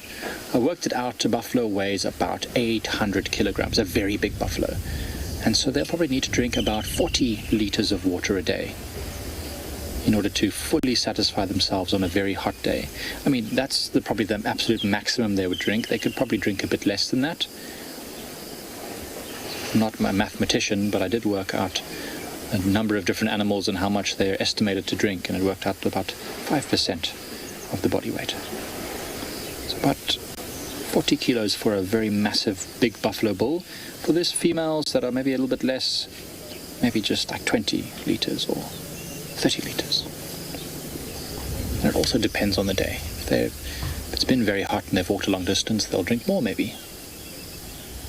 Some of them actually just resting. I don't think they'll go very far. It's quite cloudy, and although the sun is out, there's a lot of cloud cover, and so we might get a bit of rain this evening. It might be a bit darker. I don't think these buffaloes will go far, since the sun is going to set in about an hour's time. What time is it? Maybe just over an hour the sun will set. So they'll probably find themselves in the open clearing that we had the elephant a bit earlier. They keep going, oh, that looks like a pregnant buffalo. Very big belly. Maybe she's just eaten very well. And that buffalo behind her, that's one of those big old boys. Now you can see the top of his horns, got lots of bumps and knobbles all over it, and there's no fur growing on it anymore. Ha! I'm glad you're asking about tungsten. I actually haven't seen that group of male buffaloes for quite some time. Did you see those 7 buffalo bulls with Taylor last week? Tungsten. Yeah, Is tungsten. it you or Taylor that we saw tungsten? Yeah, we saw tungsten lots of times a couple of weeks ago. But not since then? I saw him with his Taylor, I think, just before you took over. Nice. So not long ago. Not long ago. Maybe like 5 or 6 days ago, Tungsten was last seen, or maybe a week. So he's still around. He's doing very well, Tungsten. Handsome gentleman that he is. He's a real hit with the ladies. But he wouldn't be following this herd because Tungsten is very old, and the gentlemen that he hangs out with are also very old buffaloes, and those are the ones that we would call Dugger boys. So what this buffalo is doing now is mixing itself into the mud, which is very similar to how you'd mix cement, which is what dugger is in South Africa. It's a sort of slang word for cement. And so when they cover themselves in that mud, it becomes hard like cement. They get known as dugger boys. Oh, that looks so good. Oh. So it's just loosening up the mud so that it churns it up a bit more. So Tungsten's too old to be following the herds on their daily walks many kilometers up and down for food. He'll just stay in one place close to water. You know, around this water hole, I'm sure he'll come down frequently, but I just haven't seen him the last few days since I've been back. I'm hoping to see him. He's one of my favorites. I'm glad you're all asking about him.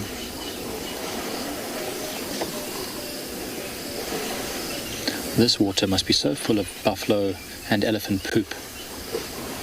Wouldn't be very good to drink for us, but the buffaloes don't seem to mind. They're very thirsty. I'm actually hoping that lots more rain will come and then fill up this water hole a lot more than it is. It's getting a little bit low now. I want the base of that leadwood tree at the back there with all the roots exposed. I want that to be underwater. Then it'll be not in Ndlovu Dam, that one there, but in Ndlovu Lake. Yeah, that one. Once that one is underwater, then we know the dam is nearing its fullest point. The water can escape on the right-hand side of us and allows it to not get too deep. Although when it gets that deep, our camp actually goes a little bit underwater, so maybe we should wait till all of our students are gone, and then it can fill up. Well, while we watch these buffaloes relaxing here, we'll send you over to Lauren.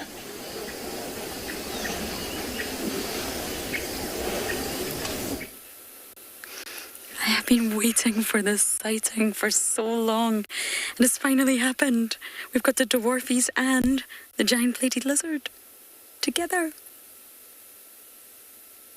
In this exact mound I had them last time, and I hope this was Fig, the little giant plated lizard that I was trying to habituate for quite some time. I think he's quite habituated. I've been waiting for this. This is yes, symbiosis is the right word to use. A symbiotic relationship. Look at the two of them together. No, the lizard. Look. They're completely symbiotic relationship They live together in the mound. The dwarf mongoose, not every single day, but the lizard most likely will use this mound every single day. It loves it when the mongoose come around. And it's quite common, believe it or not. They help protect each other. The mongoose definitely help protect the lizard. And because they're so astute, they'll look out for aerial predators, they'll look out for ground predators, and they will warn the lizard if anything's coming towards the mound. And the lizard, in return for that, will eat their poop. Yes. Yummy. He'll eat their fecal pellets or their feces, and it's clearly delicious for him. And it's very good for the mongoose because it cleans up the mound and it keeps the entire area, their home, hygienic, preventing all sorts of nasty smells and bacteria from seeping into a mound that they call home. Ah! I have been waiting for this and waiting for this. It's incredible that it's just happened. Look at them. They're all just relaxing together. A reptile and a mammal. The smallest carnivore in the Lowveld and one of the largest lizards, well, second largest next to the monitor lizards. Just hanging out.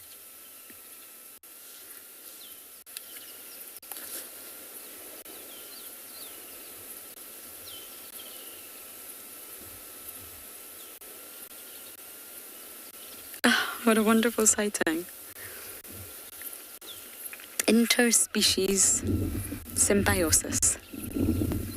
Technically two species that really have nothing to do with one another. They're not even in the same category, if you like. They're not threats to one another. They've just formed a relationship over time, and it's mutual. Mutual symbiosis.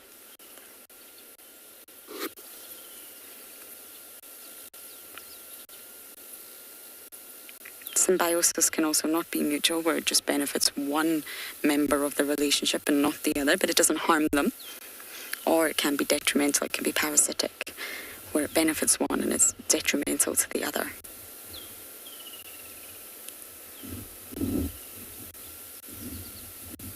Every day, for a very long time, I was checking this mound, hoping to see this wonderful moment.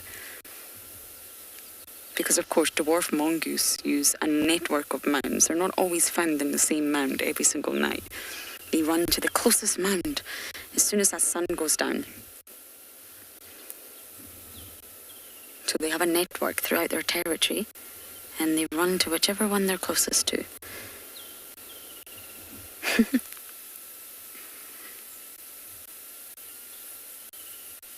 The lizard has no fear of them. And really, I mean, he's a big lizard, Mr. Fig here, but the mongoose are very powerful. They've got really, really sharp teeth and really sharp claws. So if there was a sort of group of them together attacking this lizard, they could easily kill him. I mean, he's a bit big for one mongoose.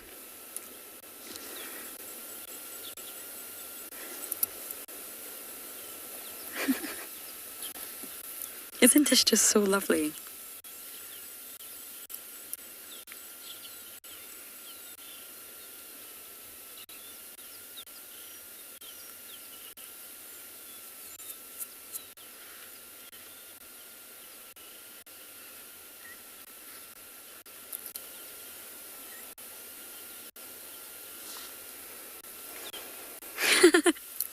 Many of you are saying how cute but weird it is. I agree. It's cute, but it's weird. And I've only seen it once before here, and I managed to get a photo, and just as we went live, typically both species ran away. Which is so typical. I've never managed to get it on camera, and this is only the second time I'm witnessing this.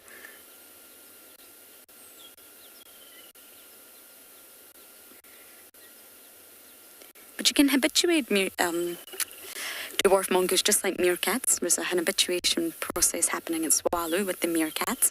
You can actually do the same with dwarf mongoose if you have the time. Time is of the essence, but sadly not many of us have time. But it's a very similar sort of habituation process. And with the lizard, it used to dart into the mound the minute a vehicle got close. But I tried every single day just to spend a little bit of time at this mound or on Philemon's dip, just to get him used to the vehicle and the smells, and he doesn't dart away anymore. It could just be that he's feeling lazy. Or he could just be getting used to the vehicle.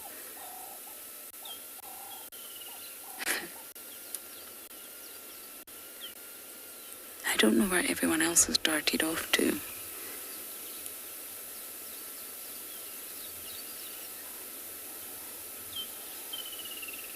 Look at your sharp claws. If I was an insect, I would not want to encounter you.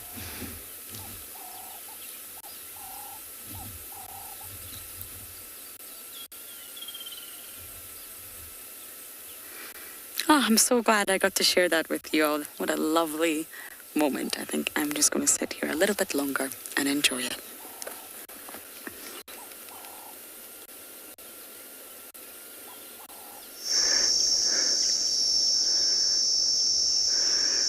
That does sound like an amazing sighting. I've never seen lizards and mongoose together. That would be really awesome to see. But I've got a plant that I've never seen here. Seen it for the first time. We had to quickly identify it in the book, but it is known as a desert rose, which is a fairly apt name for it. It belongs to the Hermania family, and the Hermanias, their general thing is that the flowers actually face downwards, and they have a beautiful sort of whirl or twirl in the petals. I'm going to try and find one, and we don't know. I'm going to bring it, and then Davy can zoom in on it, but it's absolutely stunning. It's a pretty little pink. We had a setup here already earlier, but in the heat, our flower from literally 2 minutes ago wilted. So I don't know if that's maybe one of the reasons why it faces downwards, so that it doesn't necessarily wilt. I've got another little friend, very pretty flower, and he might be easier to see. He's a little bit closer on the little grass stalk here, Davy. Every time I poke my finger there, he turns direction, but that is an instar of an elegant grasshopper. You got him there? On the grass stalk. So I'm not showing the sort of green and red and yellow as much, but definitely showing sort of a yellow and black. I want to see if he'll stay. You got him good there. Nice. You can see a nice bright little red eye, and these ones, when they get to the adult stage, they're green, orange, red, the full sort of rainbow of coloration that does show to most birds that they are toxic, not very nice to eat.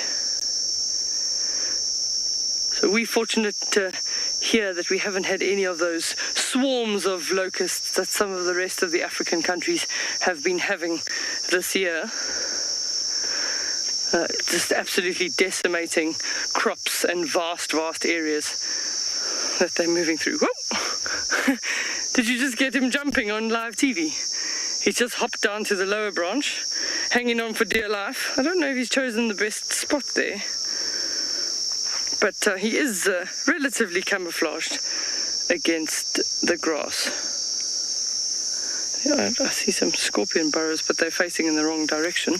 So we'll show you. We were chatting about an aardvark earlier, so I was going to fetch my tracking cards to show you the aardvark track. So this would be the front foot of an aardvark, and then this one down here, the back foot. And that just shows you the size of the claws. So that would be a claw, then that would be attached to the foot there, and that would be sort of their digging apparatus. So that on either foot in the front for digging, and then even here on the back you generally see 5 impressions, also all claws that'll help them move the soil. So if If you want to stick with us and see an aardvark, you have to carry on watching Wild Earth, at least till all the way in winter. So come June, July, August, that's our best time to start seeing the aardvark in the late afternoon, nice golden light. They do start feeding a bit earlier, so stay in your seats. You are allowed to eat and do other things in between, but if you really want to see the aardvark, then you need to stay on safari with us all the way through winter in the Kalahari.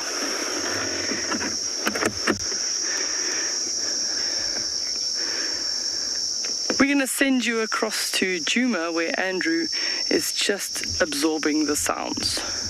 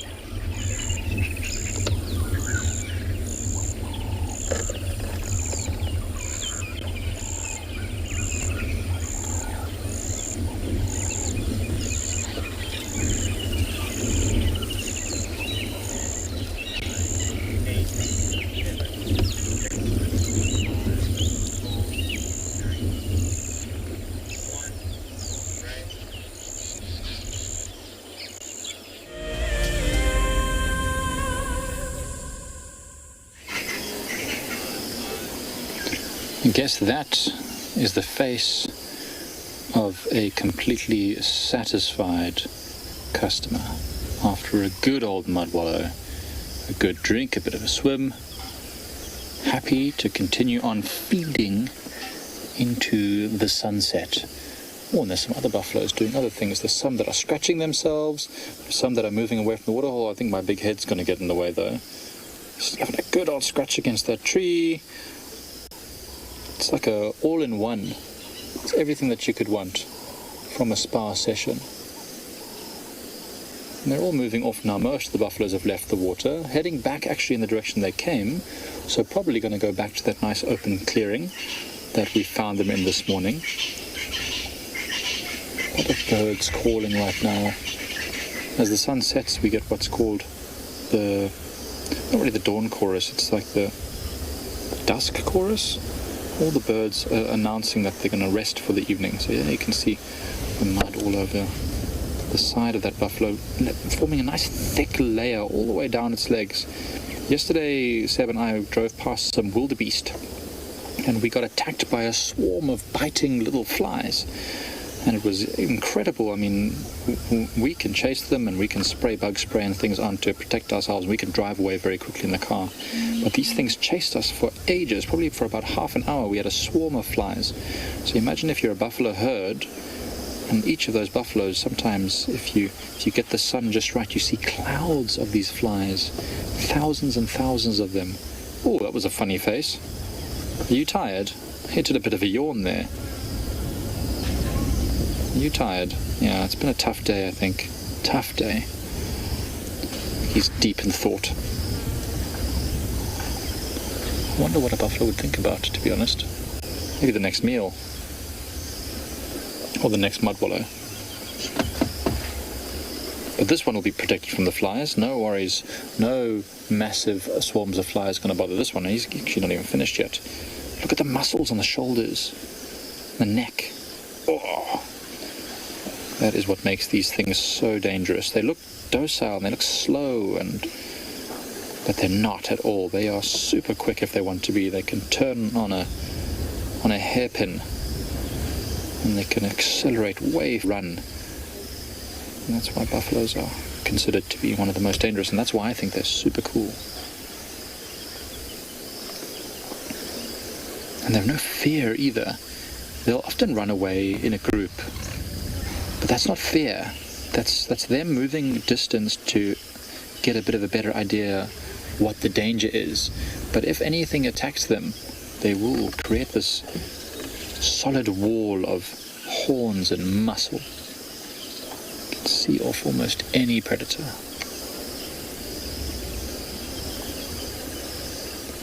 Speaking of which, we're going to go, after this buffalo herd is starting to leave the dam, we're going to head over to the western side of Pride Lands, where there was a young male lion found this morning. Seems quite nervous, quite skittish, but we wondered if maybe as the sun starts to go down, he might just come out for us. Maybe he's been chased by those larger two males that we had a couple of weeks ago, the ones that we know as the Masangulo males. He might be a young male that's just moving through the area. So we're going to head that way. As soon as these buffaloes head off, we're going to make our way that side to see if we can find that male, who wouldn't be a problem for these buffaloes. These buffaloes are far too big and powerful, and he's a young, inexperienced male. But if there was a large pride, you might just find them following a buffalo herd like this. Not to catch one of these big bulls, but to catch the youngsters.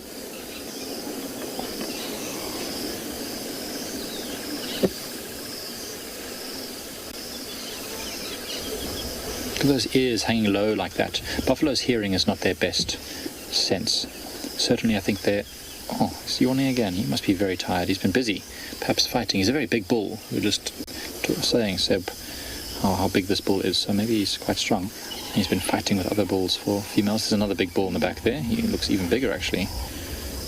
Certainly grumpier. And there's a big, fat, round female in the back there who looks very pregnant. We'll see her rolling over there. So their sense of smell is definitely their best sense for me. Often see buffaloes lifting their noses up to the air, look like this one's doing now. Catching scent and figuring out what's coming up towards them. And their eyesight's not great. Oh my goodness. You need to have an energy drink. This thing is yawning so much. So normally when we see animals yawning, it means that there's about to be a lot of movement, like maybe getting up after a long rest and moving off, going for a hunt. But honestly, I don't think buffaloes are doing too much of that. Oh, even that female has a big, tough, strong neck. The muscles there.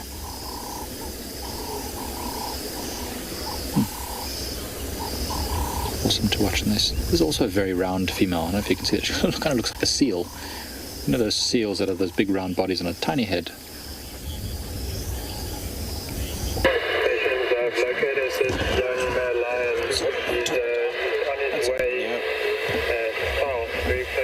Very loud, sorry about that. Lazy boy, buffalo's horns are very heavy. Probably going to be weighing like 15 kilograms. But I couldn't tell you for certain. I just know that one that you're seeing right there has got very impressive horns. Not the longest horns I've ever seen, but certainly a wide boss. So I'm not sure exactly how heavy they'd be. Maybe 15 kilos, 20 kilos, something like that, lazy boy. It's still making lots of noise, this radio. Let me turn it down even more. There you go. No more noise from our radio. They were just saying they found that young male lion. So that's very exciting for us. So we're going to head over that way and hope we can have a look at it as well. I really wonder how I'd find out how heavy a buffalo's horns are. I'd have to go and find a museum. Or maybe, there must be a set of buffalo horns somewhere on Pride Lands that have been hunted. I'll have to go and put it on a scale and see. I've never weighed one. I've tried to pick them up before, very heavy. It's good for exercise, actually. Look at that one. What is on the top of the head of that buffalo? Is that just a pile of mud? That's so funny. It's got like a little hat. See that one there? From flicking mud up onto his head, it's got a little mud cap. Don't be shy, show us your hat. There you go.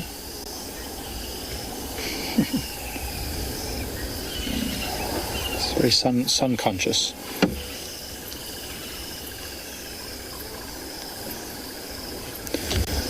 Right, so we're going to leave this waterhole now and go and see if we can find that young male lion, and we'll send you over to Tswalu.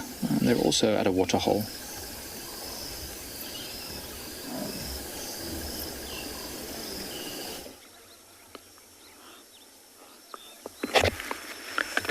So look at that beautiful scene. We're at one of our calcrete waterholes, and those beautiful sun rays are coming through the clouds. There definitely looks like far more ominous weather in the southeast of the reserve, but what we are seeing at the waterhole is all your regulars, the Cape turtle dove, laughing dove and Egyptian goose. That's kind of all the regulars that are at the water. The goose was just shaking out his feathers earlier, and they're just doing... Oh, there's a tortoise. You see him. So we didn't even see the tortoise until we zoomed in there. So a nice leopard tortoise. Oh, he's racing away. Look at him move. Oh, stopped.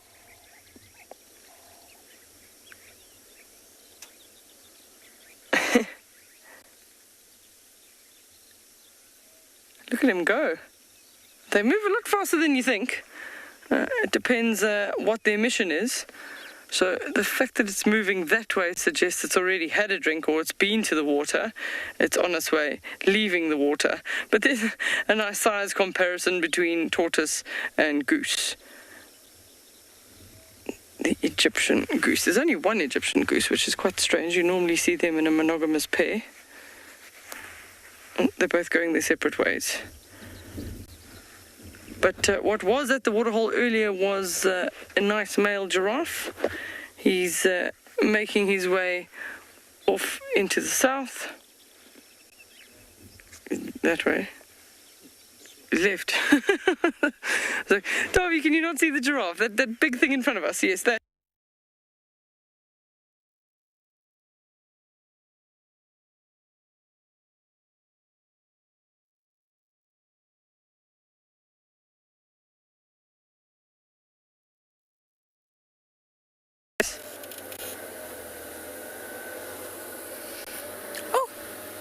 Sorry about that. Don't quite know what happened to Tswalu. I'm actually sniffing.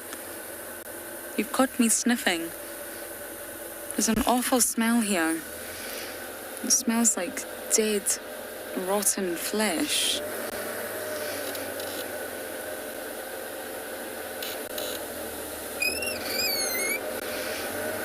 I've lost it. Can you smell it still, Johan?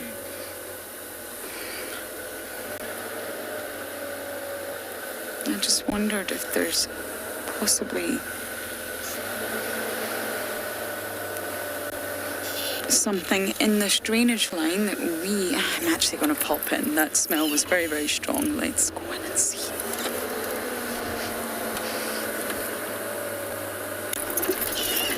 Let's pop our nose in.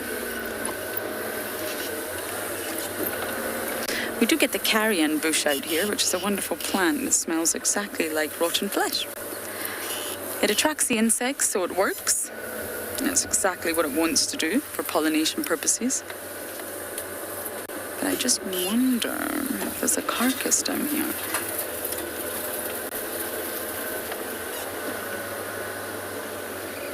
I have a really heightened sense of smell for some reason. I don't know why. And I've actually found wild dogs many times, not known that they're there. They've not been called in. Tracks have not been called in. No one knows they're on the property, and you can smell them. You've got to use all your senses when you're in the bush, every single one. Maybe not touch. I take that back.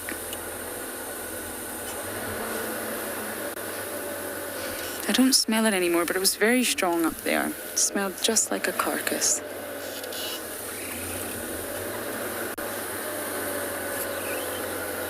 But in saying this is where we did have the Talamati pride, so it could be left over from whatever delightful carcass they had.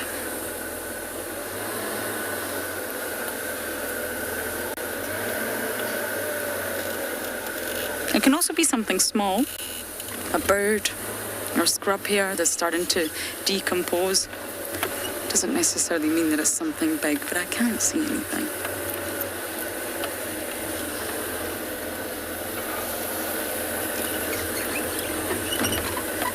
So I think we're going to head into both. Big one has arrived. Copy. Thank you, Pippa.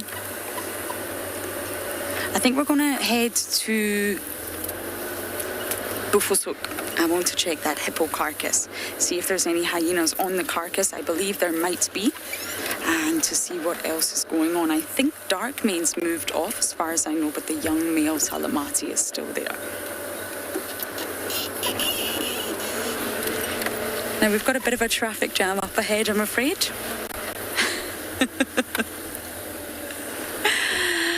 We are just about to bump into Andrew, so since we're just about to bump into him, why don't we send you across to him?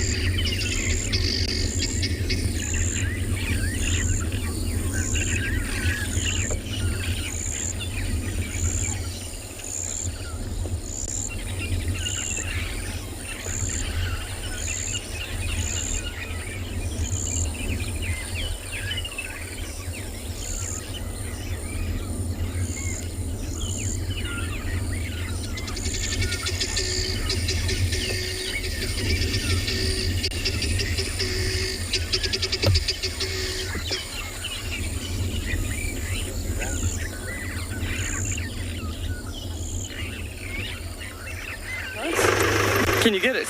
I'll have to. So, welcome back to Tswalu. We've left the waterhole because we lost you, but I have just found what I said the other day was one of my favorite flowers. I'm just trying to push the three thorn out the way. Luckily, the three thorn, although it says three thorn, doesn't actually have it doesn't have thorns in it at all, but I'll show you just now. But this is a wild sesame. Open sesame, there we go. Can you see him? Yeah. So a nice little tube for the bees to fly in and then get the pollen on their back. So a wild sesame. It doesn't having this one's relatively new, so there's still flowers coming out, but when it's finished, I don't see any others around. It dries out like the seed pod itself dries out into well, it stays upright, and then just the wind over time, as the tree shakes, the seeds will come out. So I was talking about the 3-thorn. Show you, I don't know where the thorn comes in with this one. It is very sort of pointy and pokey if you're walking through it, but there's got no thorns on it. But the 3 comes from that shape there. So whenever the branches go and split, they split into a 3 shape. So we'll see. Yeah. Oh, there's a pretty... We've been talking a lot about the raisins, but we actually haven't seen lots of the flowers. So these ones are giving the brown vein whites a lot of nectar at the moment, and the brown vein whites in turn for that food reward of pollinating the raisin. So this will get like a little berry type of a fruit, and eaten by a lot of animals, a lot of the birds, monkeys, some of the little insectivores. They'll come, not insectivores, frugivores is the fruit eater. They'll come and get those. And behind me here, this beautiful, beautiful white stemmed tree is known as a shepherd's tree or a boskia. Boskia LB trunca. LB referring to white, trunk referring to the stem. This is also the larval food plant of those same brown veined whites, which are zipping around all over the place. What? I don't know if you can see. That one's a bit too far, it's on the wrong side of the camera. It's just a version of a wild asparagus, but our asparagus looks nothing like the asparagus that you pop out of the tin. Not at all. I was quite excited a few minutes earlier, before you joined us, because I saw a bird in the road. I thought, I know the family of birds, but I've never seen that bird before. And then it flew off. Fortunately, it landed relatively close, and I was able to identify it as a grey-backed sparrowlark. And I just have to go check my records, but I'm pretty sure it's a lifer for me today. So it puts me slightly closer to having seen, out of this 950 in this bird book, I'm almost at, am I over or near? I'll tell you, I think I'm close to 600, either just before or just after. So it will be a big milestone for me to add another one, but I have to check if I have or haven't seen it, because distributionally it's quite wide across southern Africa. So there is a possibility. I have spent some time in Namibia and Botswana, and the northern and the western Cape, so there is a possibility I have seen one before, but might be many, many years ago. So join us, we're going to carry on driving. Hopefully you don't lose us, but we can actually see, Darby and I are going to try and avoid it today, is the rain out in the far east. That's sort of the southeast, that's all within Tswalu. So somewhere along Tswalu we're getting some rain, but right out there in the east, those nice rain clouds. So while you drive with us, please don't hesitate to send your questions, #WildEarth, and put @FC in front. And what I can't answer, Darby says he can. I thought I'd try. So you're actually seeing here, this is a nice example of the papery seed pods on the 3 thorns. So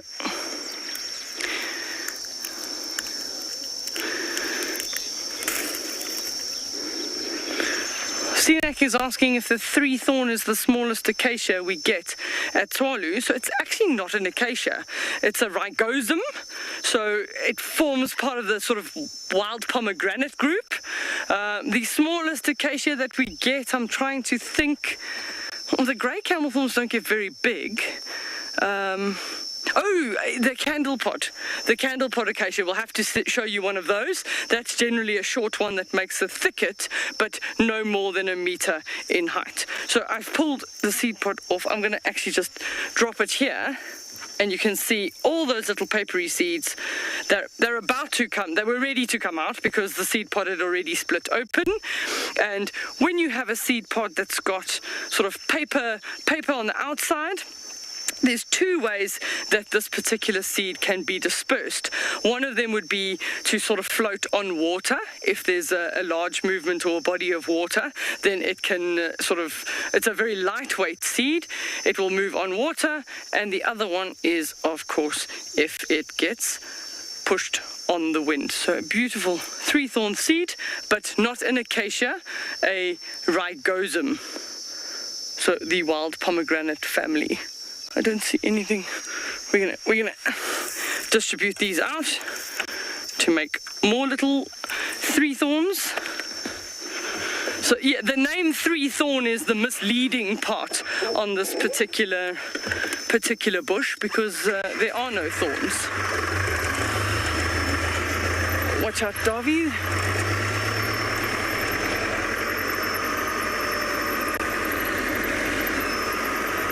So, just beautiful. So this is one of our thickets.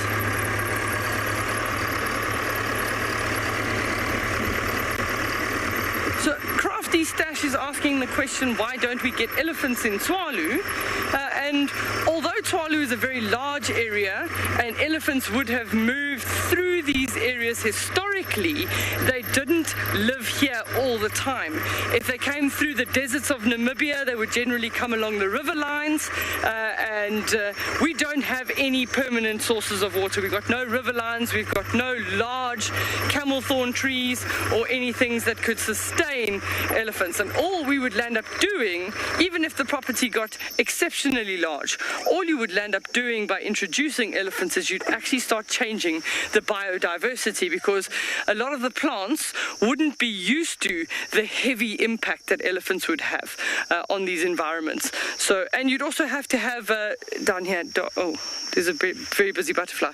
You'd also have to have a relatively large area for them to move in order to find enough food. So that's one of the reasons why Tswalu does not have elephants.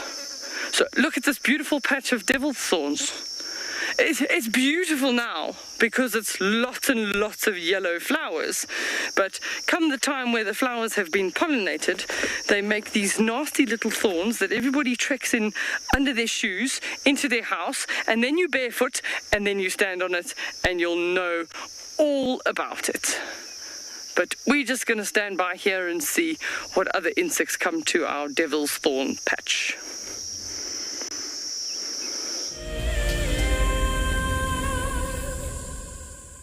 Join our Explorers program so we can keep on sharing nature with the world.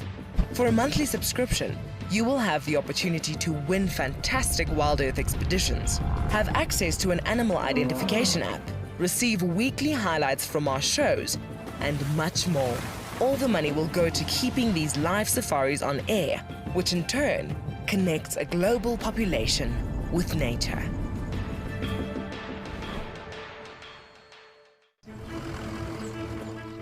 My name is Taylor McCurdy and I work for Eco Training. I love hearing from all of the viewers. However, I particularly enjoy those of you who have been watching for a few years. Your questions are just so advanced and they really get me thinking. If you'd like to ask a question on Wild Earth, you need to register on our website. Once you've done that, head to the Live Safari page and submit your questions below the live feed. Wild Earth is launching our brand new Explorer program with an opportunity to win a very special Wild Earth expedition. The lucky winner will get a behind-the-scenes Wild Earth experience at the magnificent and beyond Ngala Tainted Safari Camp. The prize includes a 3-night stay for you and a friend with a chance to sleep out in the unique Ngala treehouse. Become a Wild Earth Explorer and stand a chance to win this and many other prizes. Terms and conditions apply. What makes Untitled Private Game Reserve so special is our massive array of habitats. And with that comes, of course, a beautiful diversity of landscapes, but also an incredible biodiversity in terms of plants, bird life and animal life, as well as, of course, our conservation success stories with cheetah, with rhinos, now with pangolins too. Catch up with the guides daily here on Wild Earth.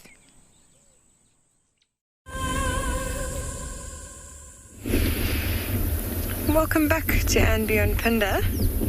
For any sensitive viewers, just a word of caution, we have quite a graphic sighting ahead of us, so maybe turn the TV off if you are a little bit squeamish. But for those of you who are quite excited by the perils of nature, we've got something that is very interesting right ahead of us. As you can see, we've got two male cheetah here, the same two that we were looking at yesterday afternoon, and they have caught a young wildebeest calf. Quite unbelievable how much they've already managed to consume. You can see that one closest to us really got quite a full belly, and see how it picks up his head and looks around periodically, just checking for signs of any other predator coming that might have heard alarm calls or be attracted into this area to steal this carcass away from them. Well, the great thing for them about this young wildebeest calf is that there's, it's still got very small bones, so there's a lot of meat and things that they're going to be able to feed off of. In fact, even the ribs, they might even be able to get a bit of those ribs. So you can actually hear some crunching as I'm saying it. Look at how that cheetah is putting its whole mouth right over the bones, using its tongue to lick up the blood and trying to crush those bones, which is quite unusual to see cheetah try and do that. You can see those small little teeth poking out. They've got tiny, tiny teeth.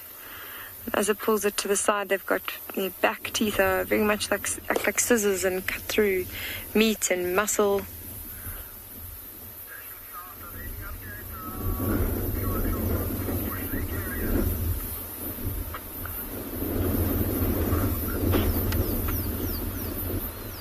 Amazing how much they've managed to eat. And what's beautiful to see is all of that blood. Look at that one at the back. It's got so much blood all down the side of its face.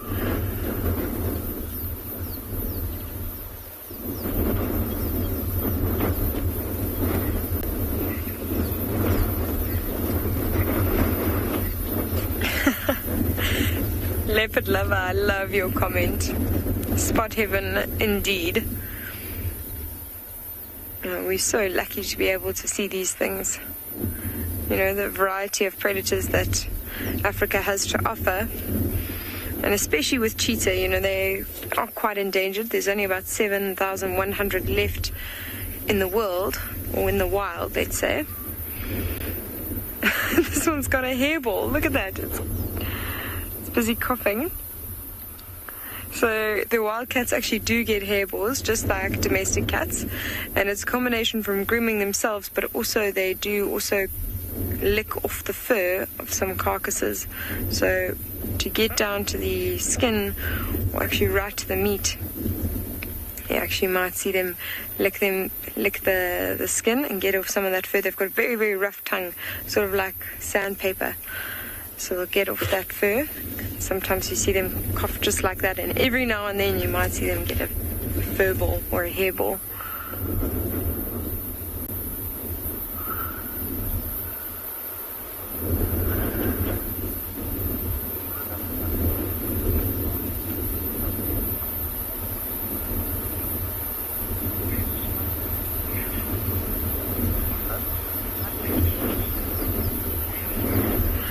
Hammond, thank you very much for your question. It's a very good one. And as you can see, they're devouring most of this carcass. Now, there's sections that they don't eat, as you ask, which is the stomach and the intestines. And as one stood up, it looked like it had a very wet belly. So I don't know if this one has, by mistake, ruptured one of those, which would spill, quite a gooey contents, making the bottom of the belly wet. But generally, they do actually try and avoid those, and the reason being is that you can imagine that's all undigested plant material or digested plant material, so it's got quite a pungent smell, and if they puncture those organs like the stomach or the intestines, it would carry that scent quite far, And something like that could attract another predator into the area. So they're very, very careful about removing that, and it's amazing. I even saw them do that with something very young like a wildebeest. I saw them feeding on an impala the other day, a young impala calf, and they still managed to take out those organs rather than puncturing them, which you would think, such a young sort of prey item like this, they could maybe just eat that in one go without really risking too much scent being passed on. I think it's such an instinctual thing that they've always learned, and they still do it to this day.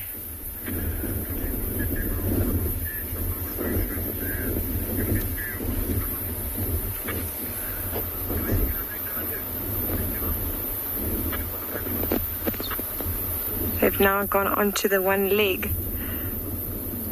And you can actually see how beautiful it is that they feed together so nicely. Now, this is the difference between prides of lion and cheetah, is these two males will do everything together, and even when they feed, you can see there's absolutely no aggression whatsoever. It's a small carcass, there's not a lot of meat left, but they still will feed quite happily alongside one another. The only time they're actually going to show aggression is when they're mating. Opposite is when you see something like a pride of lions. They'll actually fight quite heavily over the carcass. Especially when it's small like this, the male lion will drag it off. The more dominant lions will definitely feed first. Just have a look as that one stands up. Look at how wet under the belly it is. You can see quite a bit of blood there. I don't know what is causing... Yeah, actually if we look just to the left of the carcass, you can see that there's quite a bit of moisture there, and what looks like some sort of digested plant material. So I think they did accidentally rupture one of the organs this time. That's possibly what's causing all that moisture.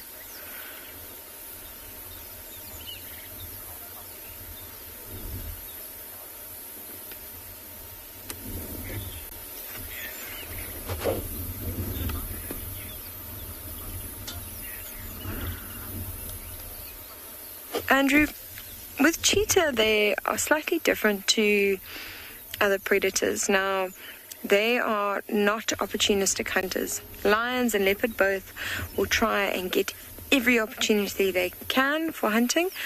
So if something walks past, they might just try their luck.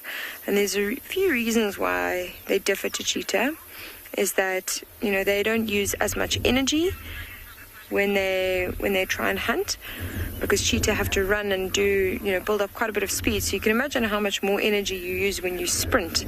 You can imagine us doing a 100-meter sprint at our top speed. There's nothing compared to the energy a cheetah will use, and we are really very tired after that. It takes a while for us to recover. So it's the energy, and the second is that every time they hunt, they risk injury. So they are much more selective about when they hunt. So generally, once they're full, they won't try and hunt for the next few days, generally about 2 or 3 days.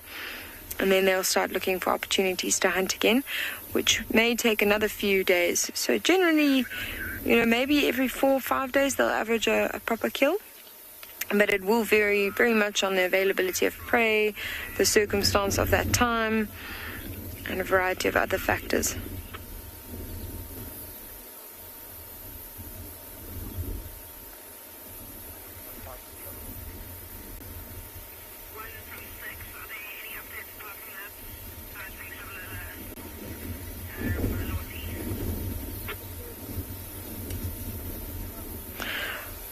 I think that one actually, it just did quite an interesting movement. Did you see how it sort of hopped off to the left? Sorry, to its right, and didn't put any weight on its front left leg. Sort of put all the weight on the right leg. It might have just been being a bit lazy, but it also could have hurt the front left leg while it's busy hunting. You can see there's a lot of little rocks around this area, a lot of broken branches, and that is the problem with when they hunt, they build up such high speeds, and it's always a danger that they might misplace their foot somewhere, might put it on something. So I'm not sure if it's maybe injured that leg, or perhaps it was just an uncomfortable part to put that one foot down.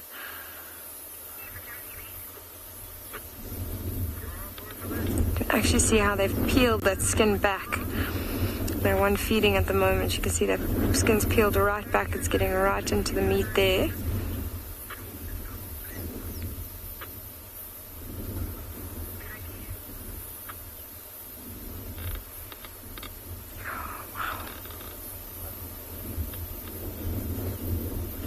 They've got such an intense gaze, these cheetah.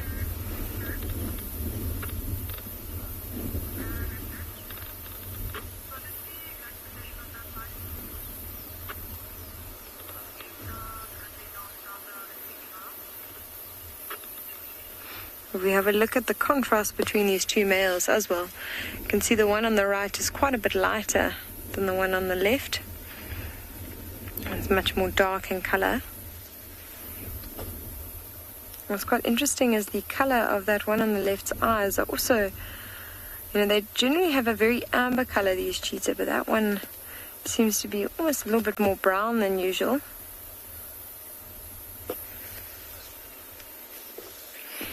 You can see all the scars from years of fighting. You can see this one, especially as it turns to the right. It's got lots of scars over its nose, the one that's very light in color.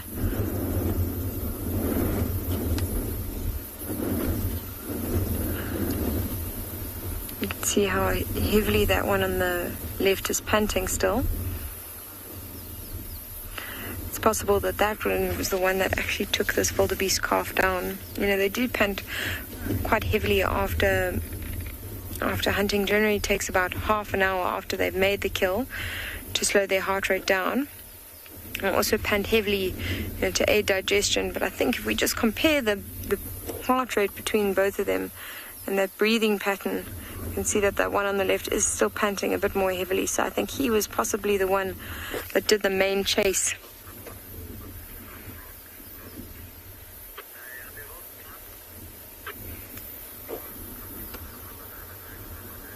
Also makes sense based on the fact that he might have injured his one paw.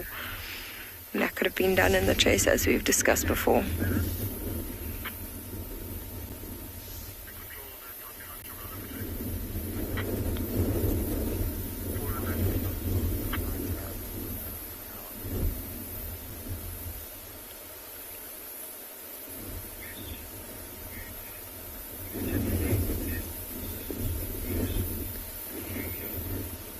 Moondust, your question is fantastic to talk about, especially with these two males.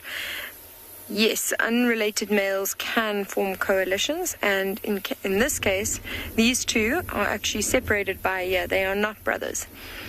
Now, this is an unnatural sort of bonding that's happened here, and it may sound a bit weird, but sometimes what we do is if a male has lost his brother,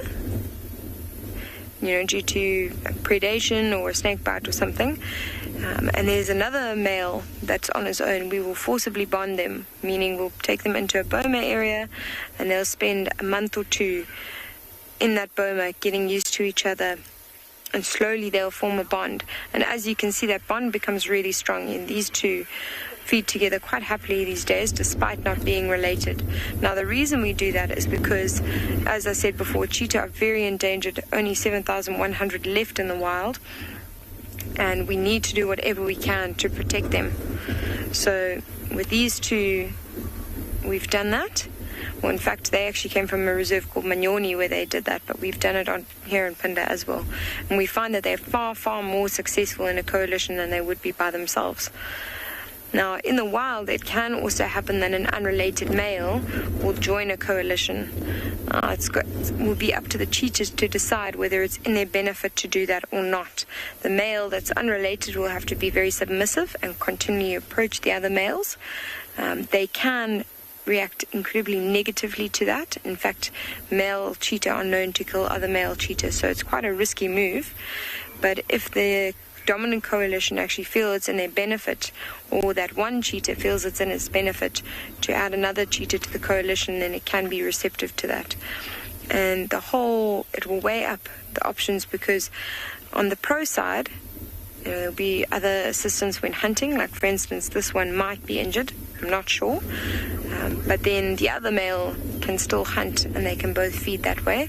Also more ears and eyes out for predators. But the drawback is when it comes to mating. So now there's going to be a hierarchy amongst these two.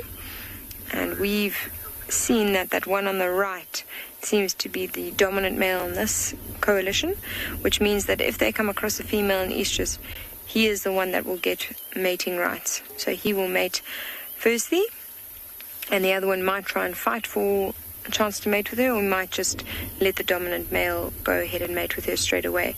And that's where there's the drawback, because it is instinctual for the males to try and pass on their genes as often as possible. So that's a long-winded way of saying yes, unrelated males can form coalitions together.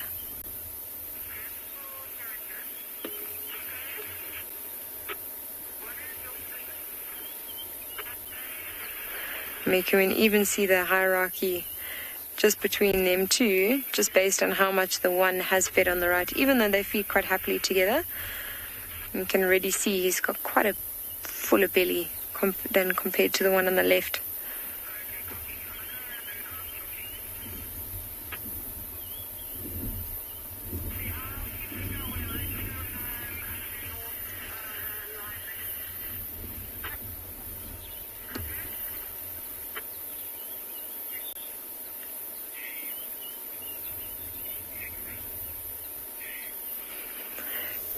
Dave, sometimes she would, but I haven't seen her here.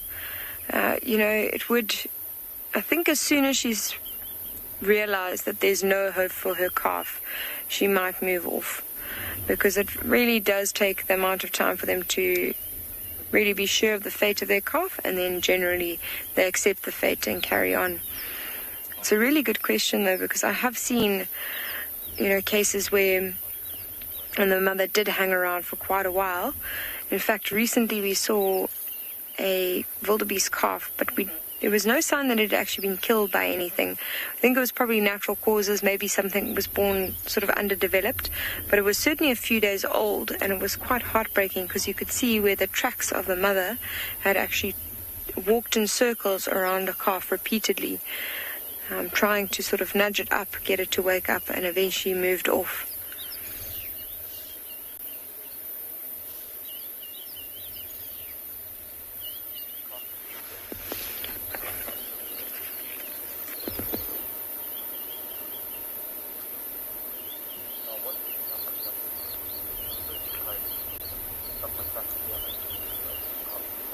With something like this, they'll actually be able to almost finish the entire carcass. You can see that one on the left is now eating the skin, using those scissor-like teeth to cut off bits of skin and feed on even the skin.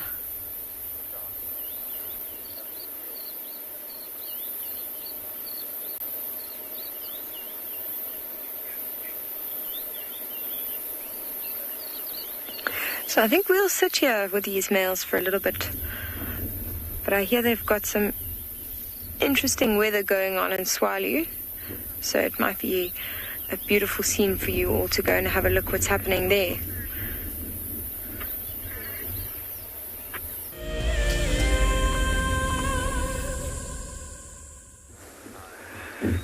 Just look at what we've got. There's such extreme weather conditions. Bright blue sky on the left and the north, and then some cloud cover in the middle, and then we head to rain shower a little bit further to the south, and then beautiful golden light on the Karaneberg Mountains, and then you can just see sheets of rain coming down in the south. So Tswalu is getting wet in our southeastern corner at that stage, and there's some beautiful lightning. If we're just patient, we might see a nice lightning strike.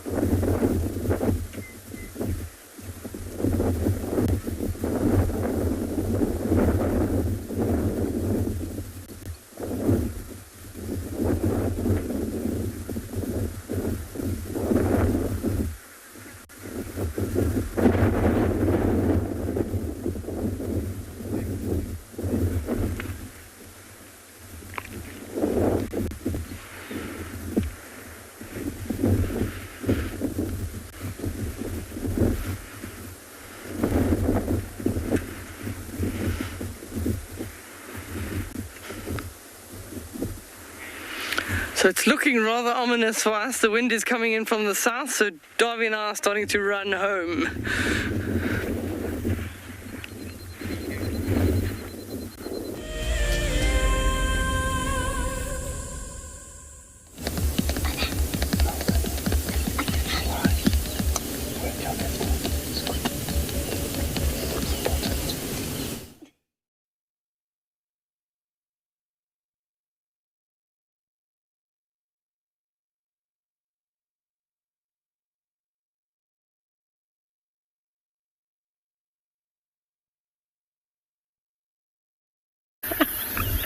Welcome back to And Beyond Phinda.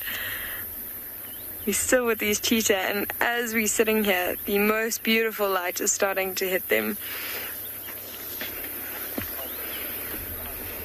Unbelievable. We call this the golden hour. I'm sure those of you who've really experienced in photography know about this time of day where it's just absolutely serene. The sunlight that starts hitting the animals is more this golden color. You can see it's not such a harsh yellow, it's more this goldeny color. And it's just making the scene even more beautiful.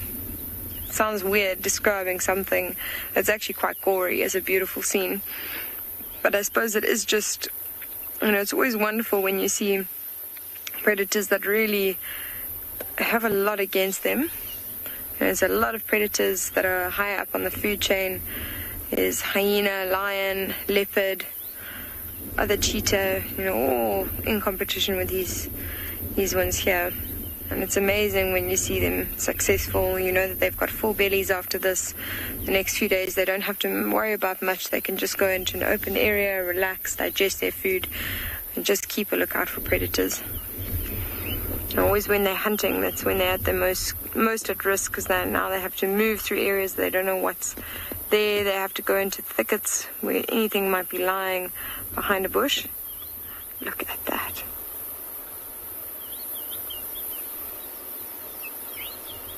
You can see all that blood right on that open floor there.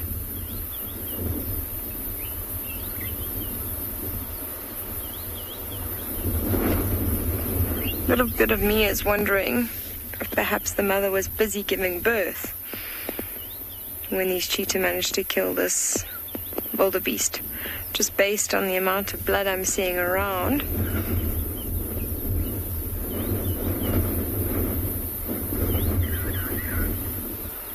But I'll have to ask the ranger that actually saw it. There were 2 rangers that were here, and I think they managed to witness the scene. I can actually hear wildebeest calling in the distance.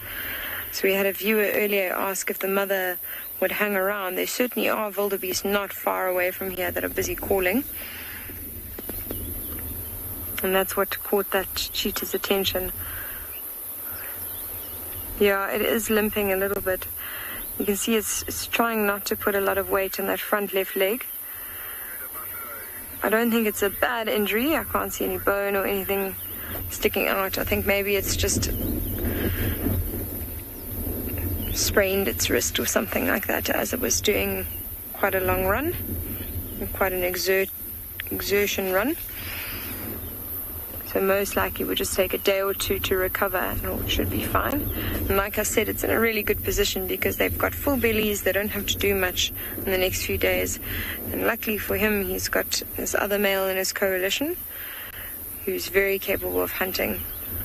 So shouldn't do any lasting damage.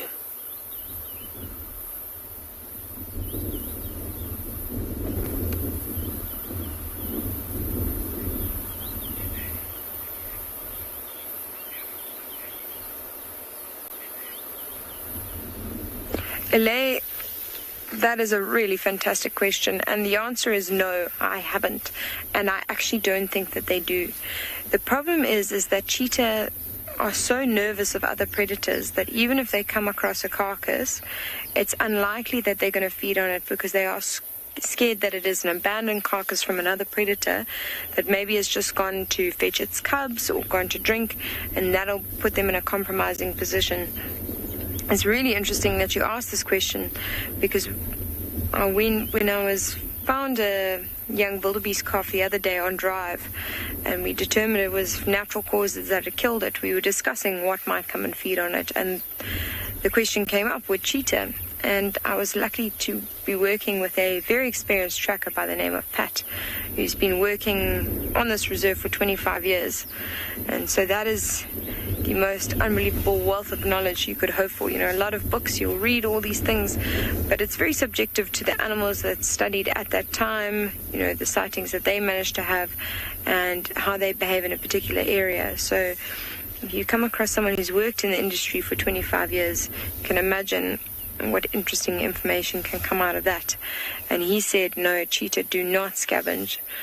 He's never ever in 25 years seen a cheetah scavenge, and definitely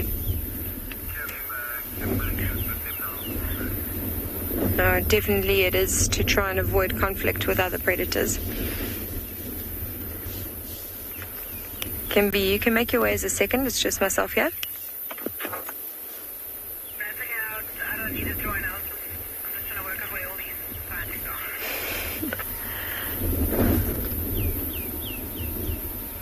Amazing. As we've been watching, we're talking about that golden sort of color hitting those cheetah just at the perfect time, and just like that it's gone. You know, the sun's starting to set, it's just gone behind the mountain.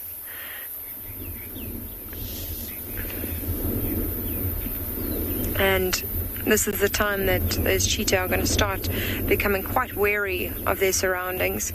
You know, they most likely they won't stay with this carcass.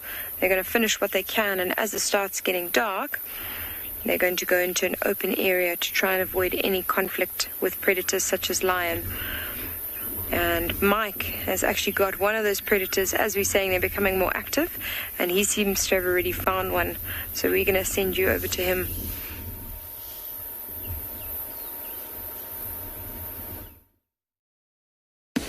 So how lucky is this? We've managed to find that young male lion that's been hanging around for a couple of days. As you can see, he's resting at the moment. It's probably been a little bit nerve-wracking for him moving about an area that he doesn't often get seen. And we know there's lots of elephants and buffaloes around. And a couple of times this morning, guides went off on foot to try and find this lion. So he's been up and down. So we're not approaching any closer than this. We're quite a distance now, maybe 25 meters away. Just watching him as he rests his head in the grass here. He's put his head up a moment ago, maybe hearing something going down to Leopard Dam, but at the moment he doesn't seem like he wants to move too much. It's a young male lion. Some of you who've been watching for a while might know this as one of the two young males that had been seen a few months ago in the area. One was limping quite badly, and this one is not limping. We haven't seen it get up and move yet, but one of the other guides did see it move and walk around. It's not limping at all, so that's great to know. And that other guide also told us that he'd seen tracks of a lioness also in the area. So perhaps Lagatha, that feisty lioness that's been seen around here that you all have come to know and enjoy, is also around here. Perhaps these two will form a bond. Amazing camouflage of this lion in the grass here. Staying close to a big open area that we call red earth, and also to a rocky outcrop where many antelope species might go and feed along the edge of. And of course Leopard Dam not so far away, so perfect ambush zone here this lion has got. I see his tail just moving every now and again, and the ear also flicking around. I think there's probably a few flies bothering this lion. You see the ear flicking there. Sometimes when the flies get a bit much, you find the lion gets up and moves to another spot. So hopefully that'll happen so we get to look at this beautiful male. He looks really beautiful. He put his head up a moment ago.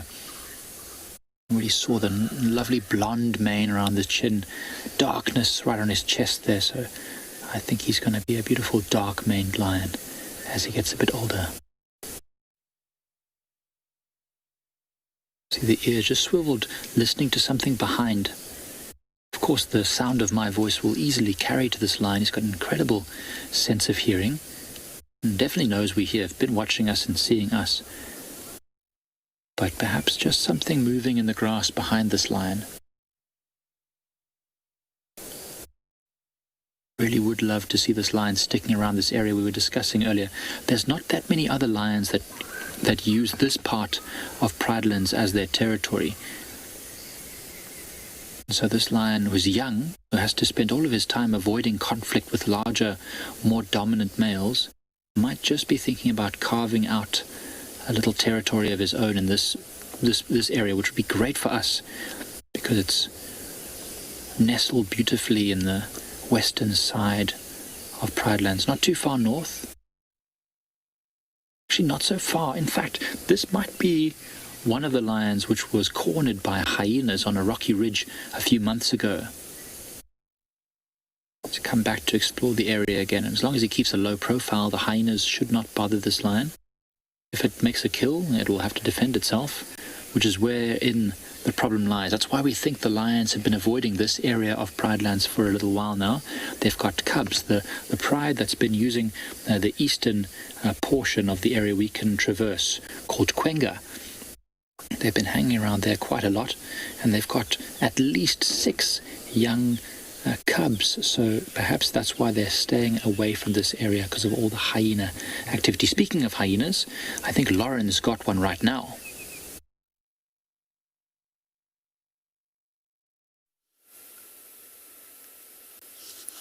Don't mind me, I'm just having a conversation with Hart. Miss Hart, where are you off to? Oh, there. Oh, okay, I see. Diary's full.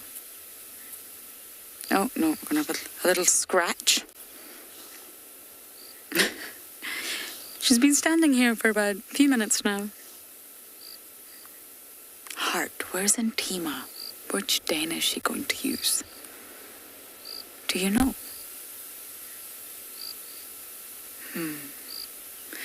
We're at the den, almost.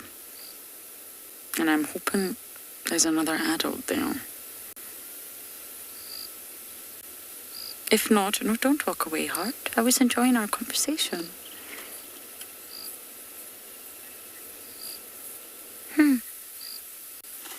She was obviously not enjoying it as much as I was. Okay, let's just go to the den. It's right there. Fingers crossed there's another adult. I've been on a wild goose chase after the Talamatis. We almost had them, and then they heard Darkmane calling from way up in Buffelshoek. And they immediately changed their trajectory and went into the block, and we all lost them. I can see a creature. Oh, hello. Well, everyone, we're going to give you a tiny second glimpse, and then we will leave. Corky's daughter's there, but sadly, there's no adults. It must have just been Hart. And she's leaving too. And off we go. Back on one's journey around Djuma Game Reserve to look for animals.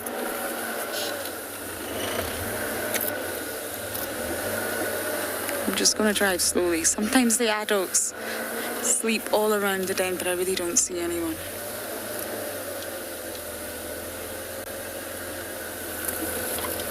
Ribbon has her throne just over here.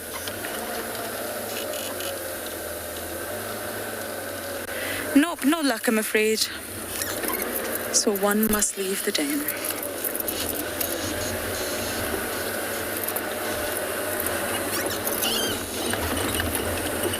But I got lucky with my mongoose and the lizard. That is a sighting of the day.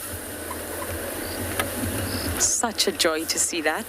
Patience pays off, we always say that. I think I've been waiting about 6 months. No, not that long. Yeah, possibly. Maybe 5 or 6 months for that sighting. Aha, what are you doing here? What are you doing here?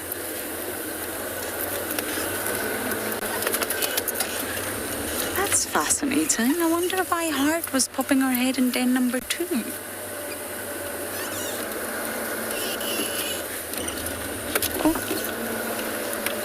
Nothing's there. We'll give you a look at den number 2. This is my favourite den, but nothing's there. But Hart was just in the entrance, shall we call it.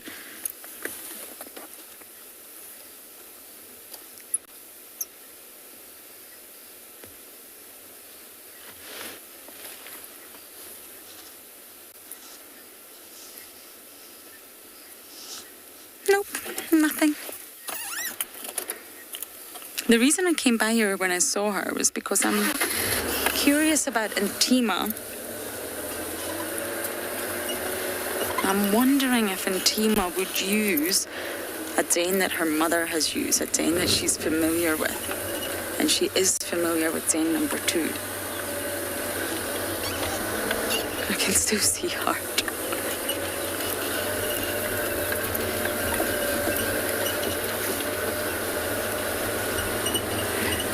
Okay, so I'm going to continue my search for any animals that I can find.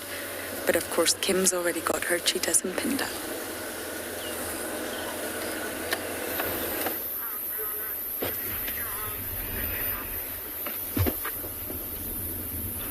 As you can see, these 2 male cheetahs are still devouring whatever is left of this young wildebeest.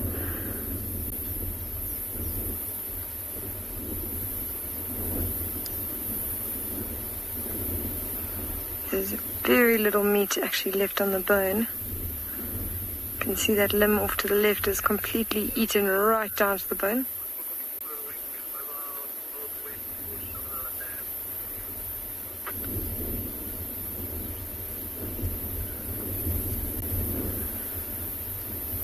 One seems to have actually had enough and is now going to rest a little bit, leaving the other male to carry on feeding. And I also wonder if they're starting to realize as the light starts to get a little bit darker, they have to be a little bit more alert. Because as we've seen from the lions and the hyenas that you are busy watching in all the other reserves, the predators are definitely getting more active now. And something like this, those hyenas that you saw that ran off, they've got an incredibly good sense of smell, and they can smell a carcass from apparently 5 kilometers away. I think that's more of a really putrid smell, and then a lot of things would have to be sort of in favor of that. Maybe a strong wind with not much blocking it, quite an old carcass. But they do have an incredibly good sense of smell. And the cheetah will know that something like this carcass is going to attract other predators should they come close enough. So they've got to be very, very alert as they're busy eating. Luckily for them, they've caught it in a fairly open area, so at least they can, have a large area to scan around and check for any other predators that might be coming close.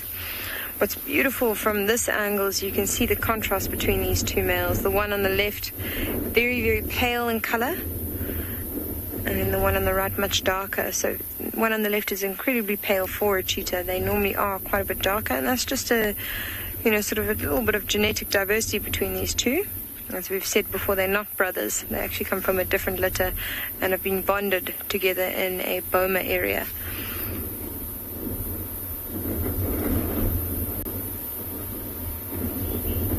It's really interesting to see the amount of scarring that one on the left has on its face. You can see lots of claw marks going down the nose. Very typical of a dominant male having mated a lot. That's often from the females being quite aggressive towards them. Because when they do mate, they follow them around for quite a bit, and they make this low purring sound. And the females actually, it compromises the female's awareness. So they can be quite on edge when the males are following them. And it's also quite a painful process to mate. So they can actually be quite vicious towards the males, both before and after.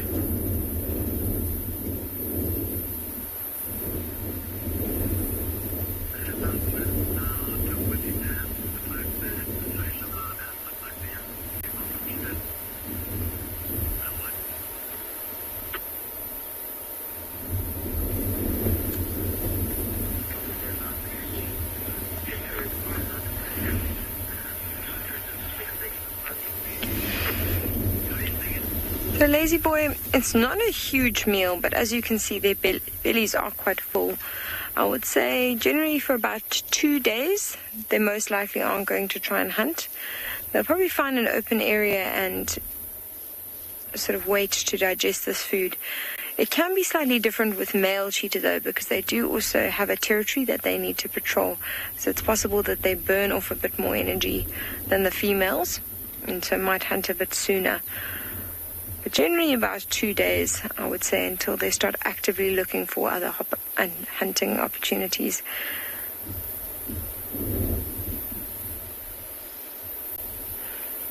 You can see that one on the left is breathing quite heavily.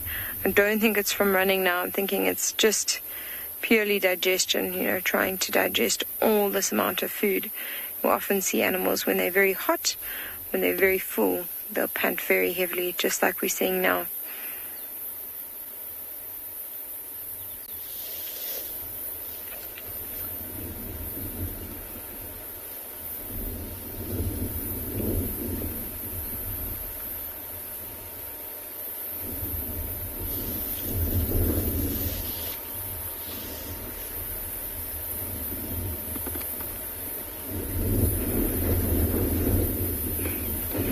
You can see a few flies are starting to bother them. Every now and then one cheetah's tail flicks up and then its ears twitch a little bit.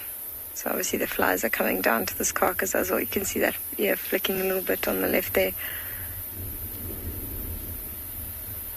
Sometimes it's just what we need when these cheetah are lying in the long grass. Sometimes you get really lucky and just spot that little tail go up.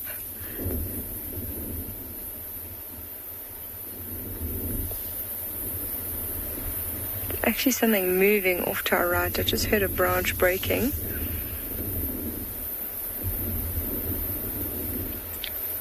But ironically these cheetah haven't noticed anything, so maybe I'm mishearing something, because they do have very, very good senses, including all of them, very good sense of sight, smell and hearing, far better than my own. So I'm sure if it was something to be concerned about, they might have reacted a little bit more than they have done now.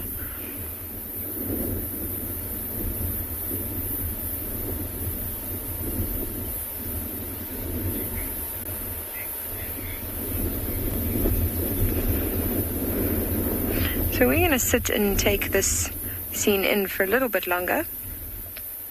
And Andrew is busy sitting at a watering hole, and you're going to enjoy a peaceful moment in the African wild with him.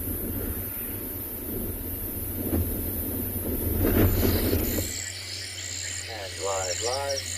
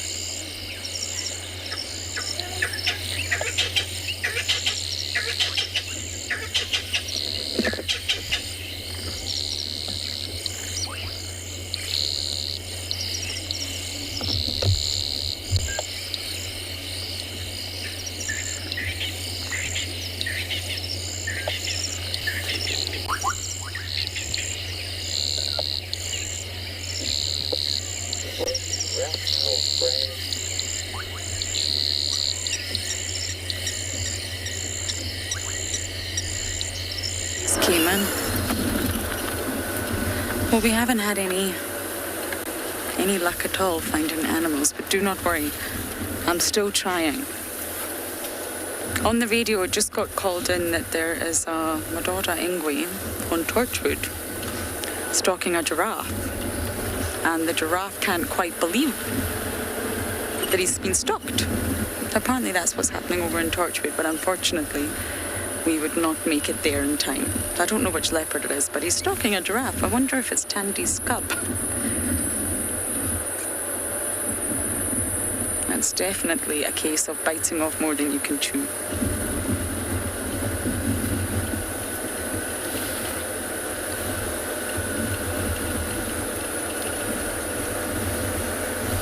Now there's lion tracks going all the way up this road of an entire pride, but I do think it's the Talamatis. This must have been where they came in.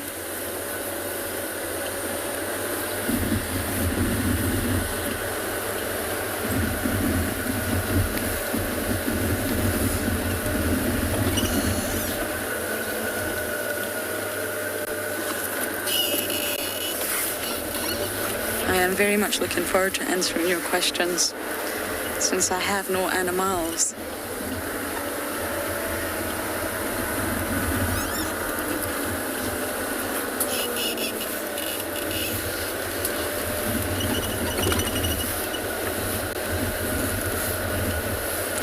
Hammond, you're asking about brown hyena. Now, I believe, a spider web on my face, a very long time ago, there was one brown hyena spotted here. They're not actually that rare, but we don't seem to get them in this area, at least in the Sabi Sands. I would really love to see them here. But they're not rare in general. They can also be found in urban areas. But the best place, I believe, to see them, obviously Tswalu is a really good place to spot brown hyenas, is Namibia. And I mentioned this the other day, but on the Skeleton Coast, there's this fantastic interaction that must have sort of evolved through natural selection, where the brown hyenas walk on the beach, and that's where the name strand wolf comes from, and they hunt seals. Seals that have came up and out the ocean onto the land. They've beached themselves and they're probably sunbathing and resting. And along comes a brown hyena. And apparently it's not very much of a hunt.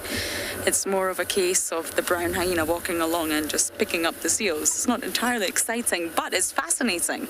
You've got an oceanic, pretty much oceanic animal, and the brown hyenas are feasting on them, and it's a really wonderful place to see them. There's also a brown hyena project that happens in Namibia on the Skeleton Coast. That's on my bucket list to go there for sure, but we don't get them in Djuma, in answer to your question. This area is really, really dominated by the spotted hyenas. They're the most numerous. I think they're the most numerous in most areas throughout South Africa. And in Ethiopia, there's a really fascinating place called Harar, and it's a community, a Muslim community, where hyenas have always been present there on the periphery, and they of course live in the urban area. Sorry, I have a spider web in my eye. And they come to get the scraps from the humans, but there's never been a negative interaction with humans and the hyenas. There's never been a fatality or an attack. And it stems back generations, but one man decided that he wanted to start getting the community to understand that you shouldn't fear a hyena. They're not going to attack you. So he started this program where he gets a really long stick, puts it in his mouth, and it's almost like a kebab, a skewer. It's got meat on it. And he puts it in his mouth and he feeds the hyena via his mouth. And tourists, like myself, can go do that.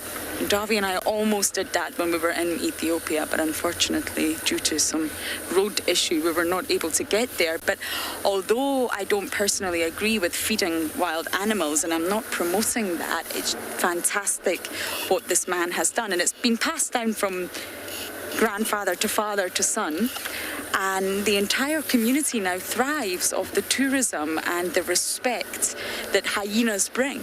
It brings income into quite a poor rural area, and it's also an educational process. It brings tourists to the area, and now the hyena is no longer feared and no longer a negative thing. It's now a really positive thing, and people enjoy seeing hyenas around. So of course, it's quite a controversial technique, but all in all, fascinating. That's also on my bucket list, to feed a hyena with my love. So as I bumble not finding any animals, we're going to send you to Tswalu, who has some animals.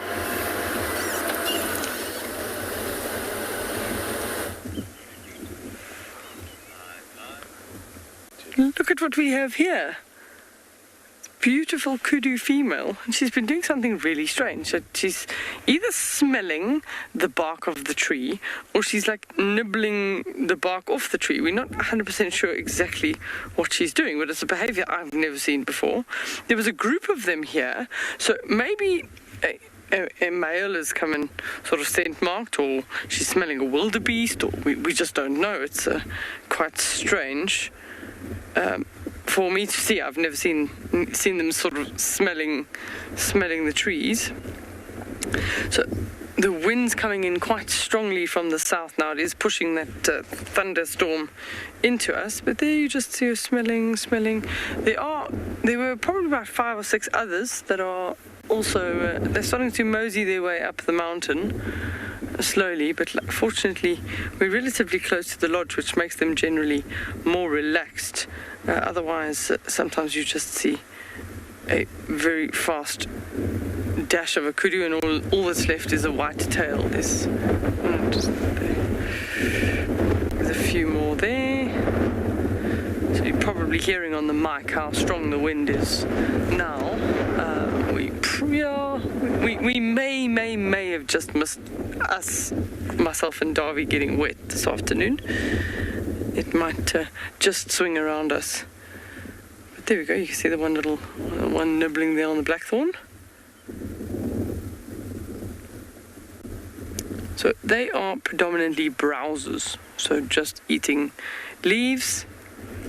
And sometimes they're eating down on the ground and it looks like they're eating grass, but they're generally eating forbs or shrubs. We're going to send you over to a fiery sky in Ngala.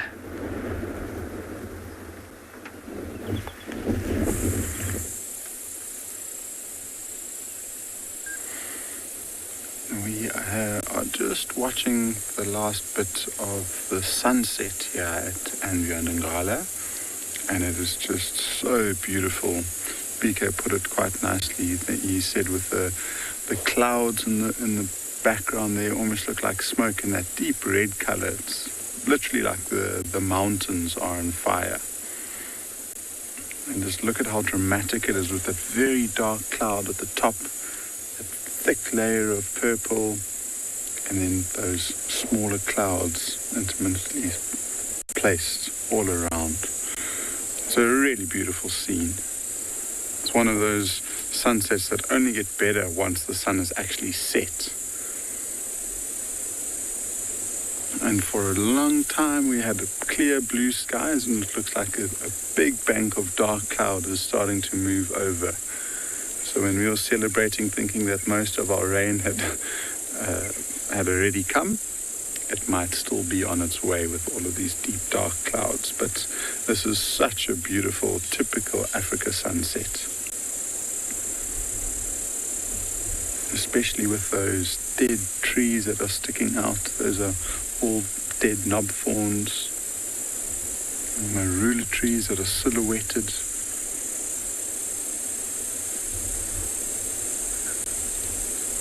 It's nice just to take a moment, just to take it all in.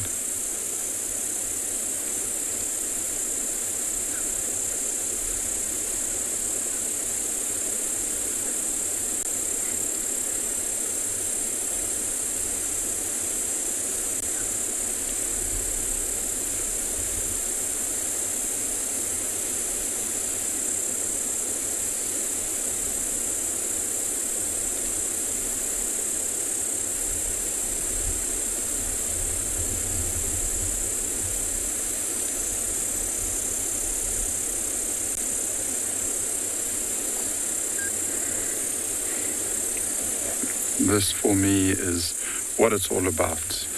Ending the day off, watching the sunset, having that moment just to listen to nature really just brings peace.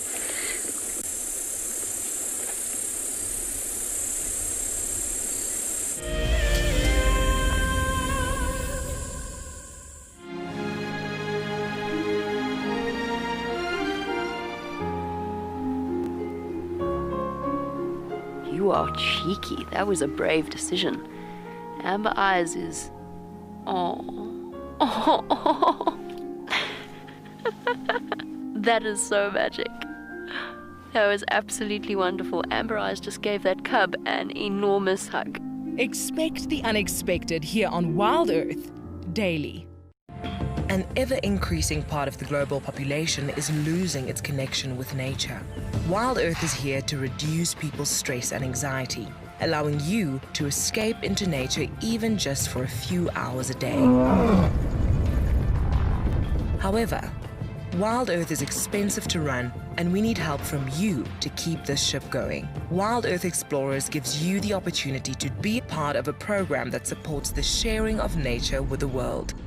This is Rusty. He's my favorite vehicle, and we've been through all the good times here in the bush. Now, if you feel a connection to Djuma Game Reserve like I do, then we have a fantastic opportunity for you. You can have your name engraved on a brushed metal plaque just like this one, and we will attach it to Rusty so you can always be with us on safari in spirit. We will even send you a digital photograph once your plaque is mounted on Rusty. Spaces are limited, so grab your spot now. Why is the Mara special? It's one of the only few places that you can find the annual wildebeest migration. I will still go for the lion. The main reason is a sign of royalty, leadership in my tribe, and apart from that, over here, it is feared by all but loved by everyone. Catch up with the guides daily here on Wild Earth.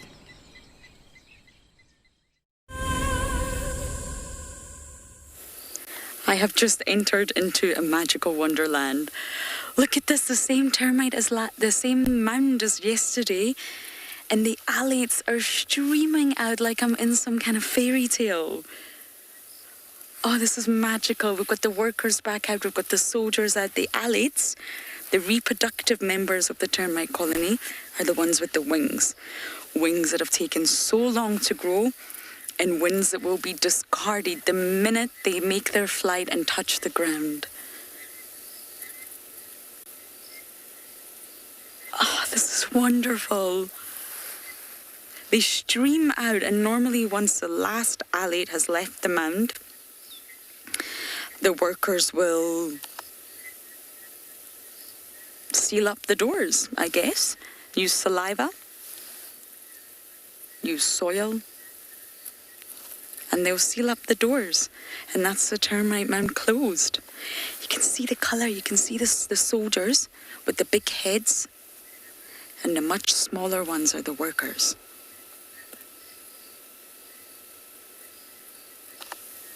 This is, you see them all coming out.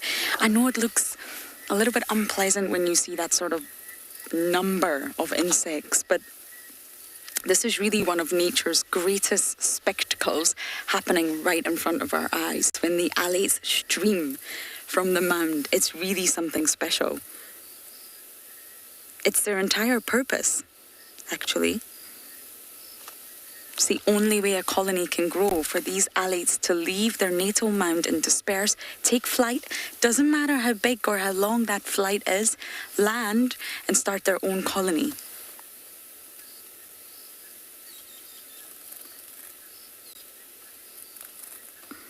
And of course, once the harsh conditions come, once the rains stop and winter kicks in, it will become very barren for them. And months will elapse before the termites can ever be active like this, and before an opportunity for flight will ever present itself again. They will really not fly until there's been rain, and as you know, there's been lots of rain here.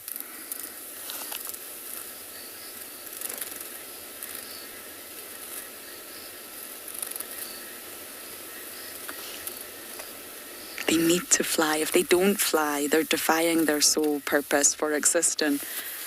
Many of you are saying this is awesome. It's so incredible. I spotted the termites last night, but I don't think I saw any alates. They're fluttering all around us. They're everywhere. And it's gorgeous just to know their purpose. They will become the future kings and queens. They will be the ones to start their own colony. And the future queens here are so graceful, so lovely and slim and slender. But I can assure you, the minute they start producing eggs, the minute they're put into the royal cell, they become completely immobile. They don't move. They no longer move. Once they discard their wings, start their mound, go into the royal cell, they don't move and they just get bigger and bigger and bigger. Now it's almost slightly grotesque to see her. The king stays by her side. He doesn't leave her. He watches his wife get larger and larger and larger. He doesn't leave her side. But he doesn't do much else, to be fair. And in that first year of laying eggs, the queen can have anywhere from 100 to 1,000 eggs a day. That's her sole purpose. But she can't move. So then the workers come in. The workers come into the royal cell. They pick up the eggs and they transport them into little holding cells. And they look after them. They tend to the eggs, the future of the colony.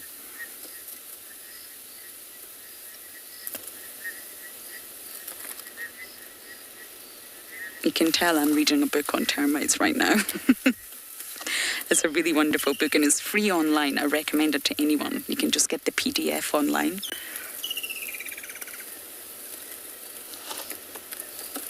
I'm in termite heaven.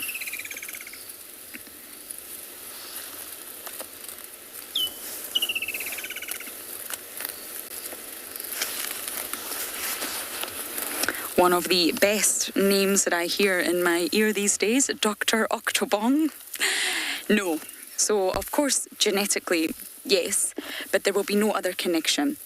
The sole purpose here, you see the soldiers defending the alates here. This is incredible. The sole purpose of the future kings and queens that are now scuttering all around me, you can probably hear them flying into my mic, they must start afresh. So genetically they will be related because they all come from the same queen, but they will start afresh. There will be no relation. And of course, due to the fact that there's so many species out here,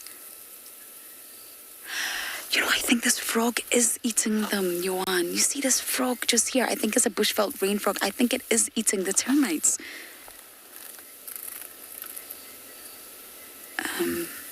Don't know how to direct this to you in the dark. There we go. Yes, he's feasting on the termites, and there you go. So they're not all successful. They won't all make it. But the key to being a successful future king and queen, to becoming royalty, is to get away from the mound. It is to take that flight. If you don't take that flight, then you're defying the sole existence of being a termite, of being an alate. I wrote a quote down for you all, actually. I was hoping to see termites. I'm going to read it out to you. This is from the book, The Soul of the White Ant by Eugene Murray. And he says, "A second in time, 3 inches in space, 1 flutter of wings, are to the termite a gulf as wide as infinity, dividing 2 kinds of existence, to be or not to be, fertile." Isn't that lovely? Well, I think it's lovely. So it just takes a flutter, it just takes a leap, and they start their own new colony. And they're the fertile ones. They are the ones of extreme importance. But the colony is mainly made up of the workers, and the workers here are the smaller ones. And the soldiers are always on point. They're always around guarding. And although this is so spectacle and wonderful to watch, this annual phenomenon, actually, the chances of success are very, very little. And that's why there's so many alates streaming out of here. I feel like I'm in a fairy tale. But unfortunately, the chances of success are low. a few romantic couples will actually escape and make it.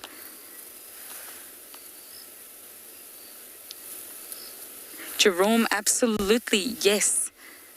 Once a reptile comes, this is an absolute, this is a buffet, all-you-can-eat buffet. And it's just never ending. The soldiers will nip, they will use their mandibles, and I've been pinched by a soldier before. It's rather painful, and it will, of course, deter the predator. But for a big bird of prey, normally during the day, you'll see tawny eagles, you'll see battaliers, all swooping down to a sort of exit hole where the alates are streaming out of and just plucking them one by one. They're so nutritious. The predators can't resist. So these sort of future kings and queens that we're looking at, they're actually equipped. They're much bigger. They're bigger than the soldiers. They're actually equipped with huge fat reserves. So not only does that make them delicious, but it allows them to survive during the sort of mating process and the starting of their own colony.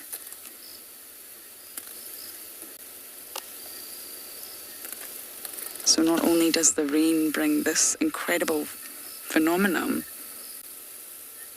it brings all the predators to them.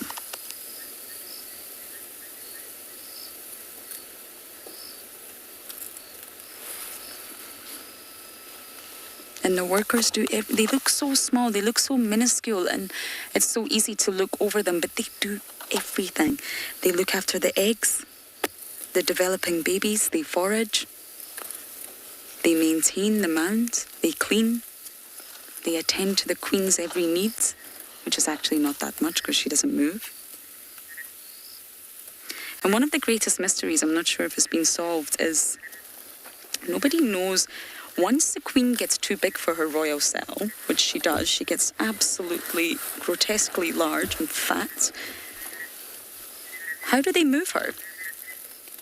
The conundrum is the workers can't lift her. She becomes so large, there's no way that the workers can actually lift her and transport her to a new cell. Do they sort of break down the wall and, do some construction work to the cell? Highly unlikely, but possible.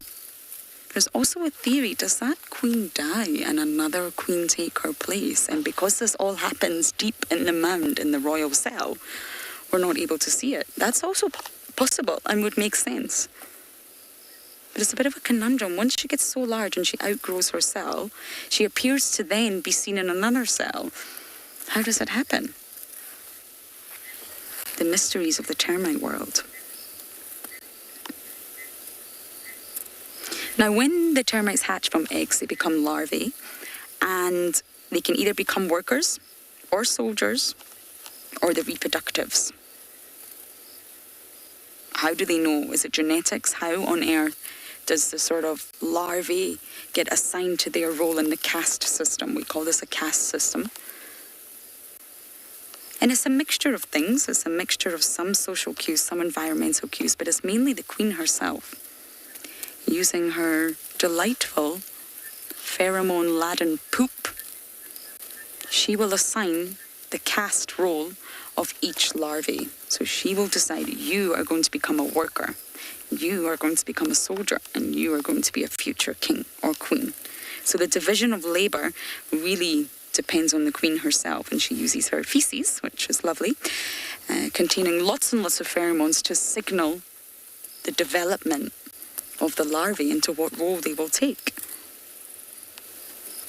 And it's a real divide in labour. You can't do it all.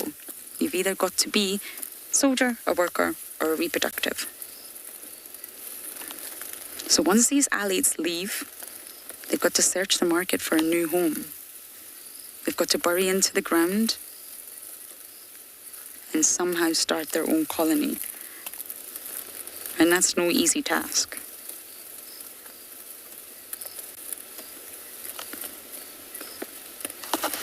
Oh, I am just having the best time here. We may stay here a little bit longer, although I am covered in alates, but we're going to send you across to the cheetahs in Pinda.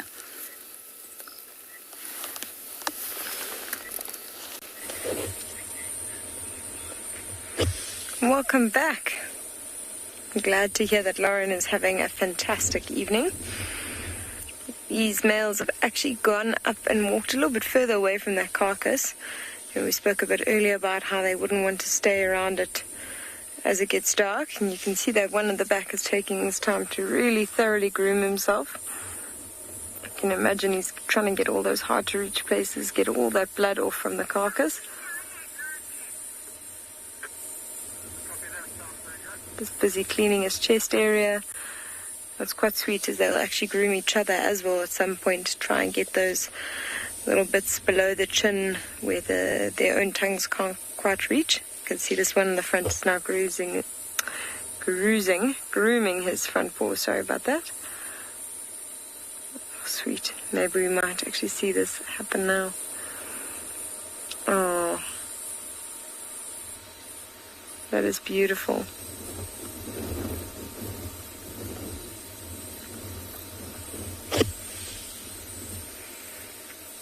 There was a branch that just broke off to the left.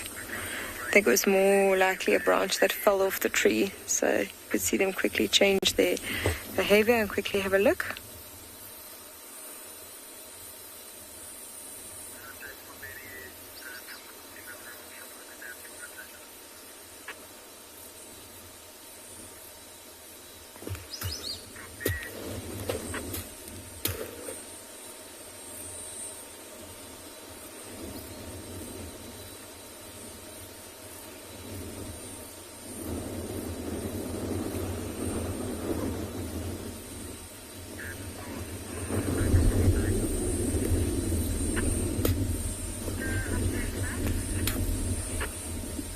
This is such a spectacular view. Both of them grooming each other as the sun starts to go down. That bird that just flew over calling, it's called a white-faced whistling duck.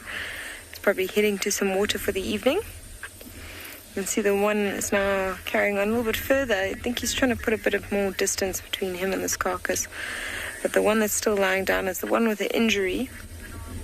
And as you got up and walked, we did see he is still limping quite a bit. So I don't think they want to move too far. It's going to be difficult for this male to actually keep putting weight on that. So probably just find a little bit more of an open area that's a bit further away from the carcass and then settle down for the evening.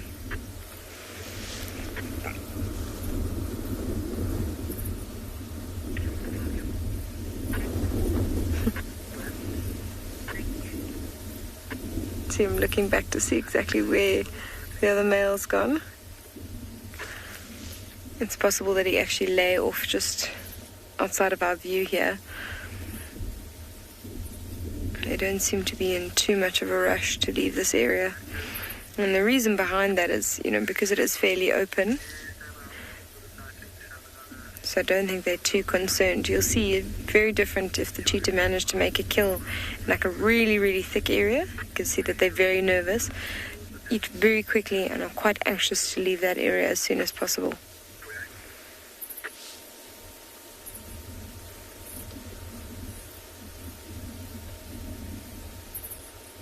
You can hear all the insects starting to call now that it's starting to get a bit darker.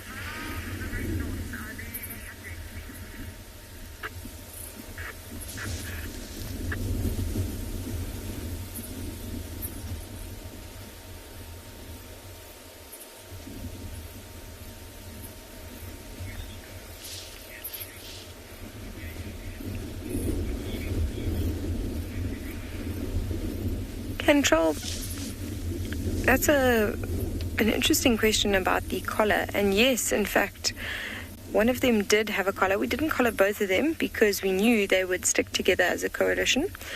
But our policy is always for the first 3 months, once an animal is newly released into the reserve, we will actually keep track of them with that collar.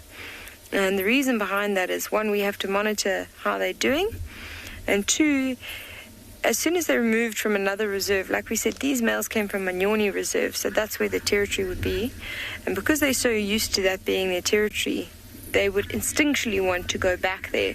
Coming into an open reserve with their sense of other cheetah, they know they're going to have to now take over a new territory. So you've got to break that bond in the beginning. That's why they spend quite a bit of time in the boma. One, to break that bond with their territory, and also to take the chance to test them for a variety of diseases.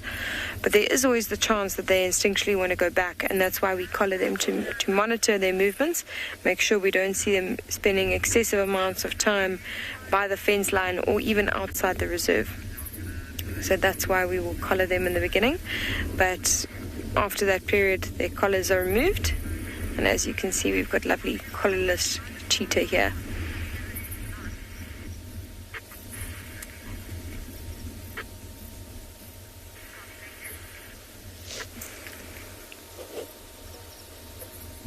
You can see even the position of this male. He's done it very cleverly again. The wind is blowing in from behind him. So he can get the scent of anything coming from behind. And then he's facing forward, just keeping a lookout in front of him, making sure there's nothing around him. Look at that big belly. I think the wind is actually swirling a little bit. So what we're going to do is leave these cheetahs. I think they have found a place that they're going to rest for the evening. And we are going to send you over to Andrew, who's going to spend a bit of time with a herd of impala out in the dark and just sit quietly and appreciate the sounds of the bush.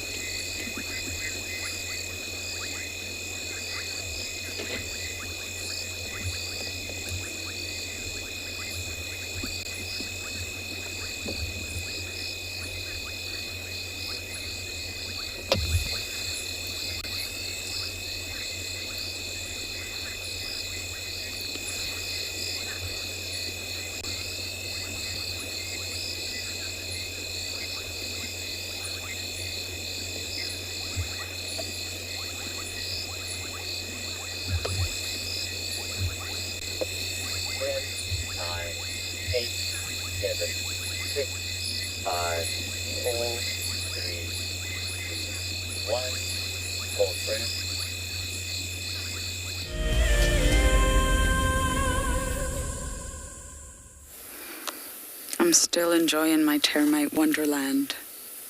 This mound is crawling. It's alive. It does give you the heebie-jeebies when you look from a distance, but when you look closer, it's just the termites. And what's remarkable, there are many different species of termites across the world, but all the sort of organisms that you're looking at right now are the one species. It's just a division of caste. So there's lots of sort of different appearances between the worker, the soldier, and the allied. But it's the same species. And they're all so busy. Look at the soldiers. They're remarkable. Now, most people think that termites are related to ants. And because they used to get called the white ant, especially the queen, she can look very white. Sometimes the soldiers can look very pigmentless. They are pigmentless. They were called the white ant, but that's led to a lot of confusion. They're actually not related to ants at all in any way, and they're in the cockroach family. They're very closely related to cockroaches. And I'm sure many of you feel the way I feel about cockroaches, and that family is Blattodea. So they're not related to ants. In fact, ants are their worst enemies. They are really, really enemies, and they will attack one another. Ants will try to kill termites. It's not a good relationship, and there's no sort of relation in any way, shape, or form. And when they're building their mounds, their territories, their cities, their fortresses, whatever you want to call them, there's no leader, there's no boss. There's no sort of blueprint that they're following for architecture or construction.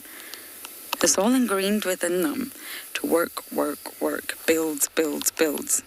And incredibly, they just create these magical mounds, and to us they just look like, well, not to offend you termites, but it just looks like a big lump of hardened soil to me.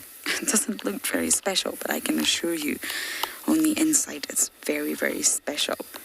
It's very precise. The temperature is completely controlled.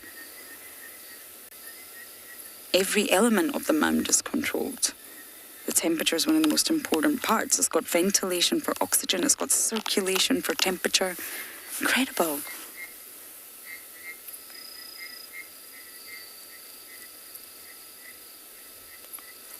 Cooking bat? I'm not sure I got that correct, but, well, cooking bat. Sounds wonderful. I got it right. Perfect. You're asking, is it true? Fat. Oh, Jared said fat, like on your stomach. Jared, I can assure you I don't have any fat on my stomach. Okay, I apologise. Cooking fat. Sorry. Now, yes, it's true. That's a really, really great point and a great way to look at it. So instead of looking at it as a sort of divide, when I say division of labour, division's maybe not a good word. Although they are dividing up the labour, they do function as one organism. And I actually read out this quote last night, but I'll read it out again because it's great. Again, it's from this book. And they say that termites within the termitory can be thought of as one organism. And why? So it's obviously not fused together in like the human body, but some of the termites form the mouth and the digestive system. That's obviously your workers. Some of the termites take the place of weapons of defense, like claws or horns. That's obviously your soldiers. And some of the termites take the form of your reproductive, generative organs. And that's obviously the alates. So cooking fat, that's absolutely a perfect way to describe it. Instead of looking at it as a sort of separate units, look at it as one function organism. A unit, a collective. There's no individuality here. There's no sort of, it's all about being selfish, really. It's all about the collective. It's all about the colony, and that's so lovely. There's lots of articles out there bringing a little bit of a spiritual touch to termites, saying that they are more in tune to the world because they're very connected and all about each other. They will not harm one another. What a wonderful way to end a really good drive. I'm absolutely covered in alates here. I'll need to make sure they fly away. But first, I need to say thank you all for joining us. Thank you for jumping on board, all your comments and questions. And of course, we'll be out in the morning, so you must join us. Until then, good night.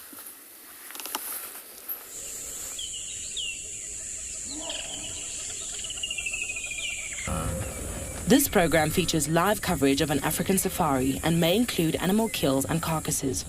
Viewer discretion is advised.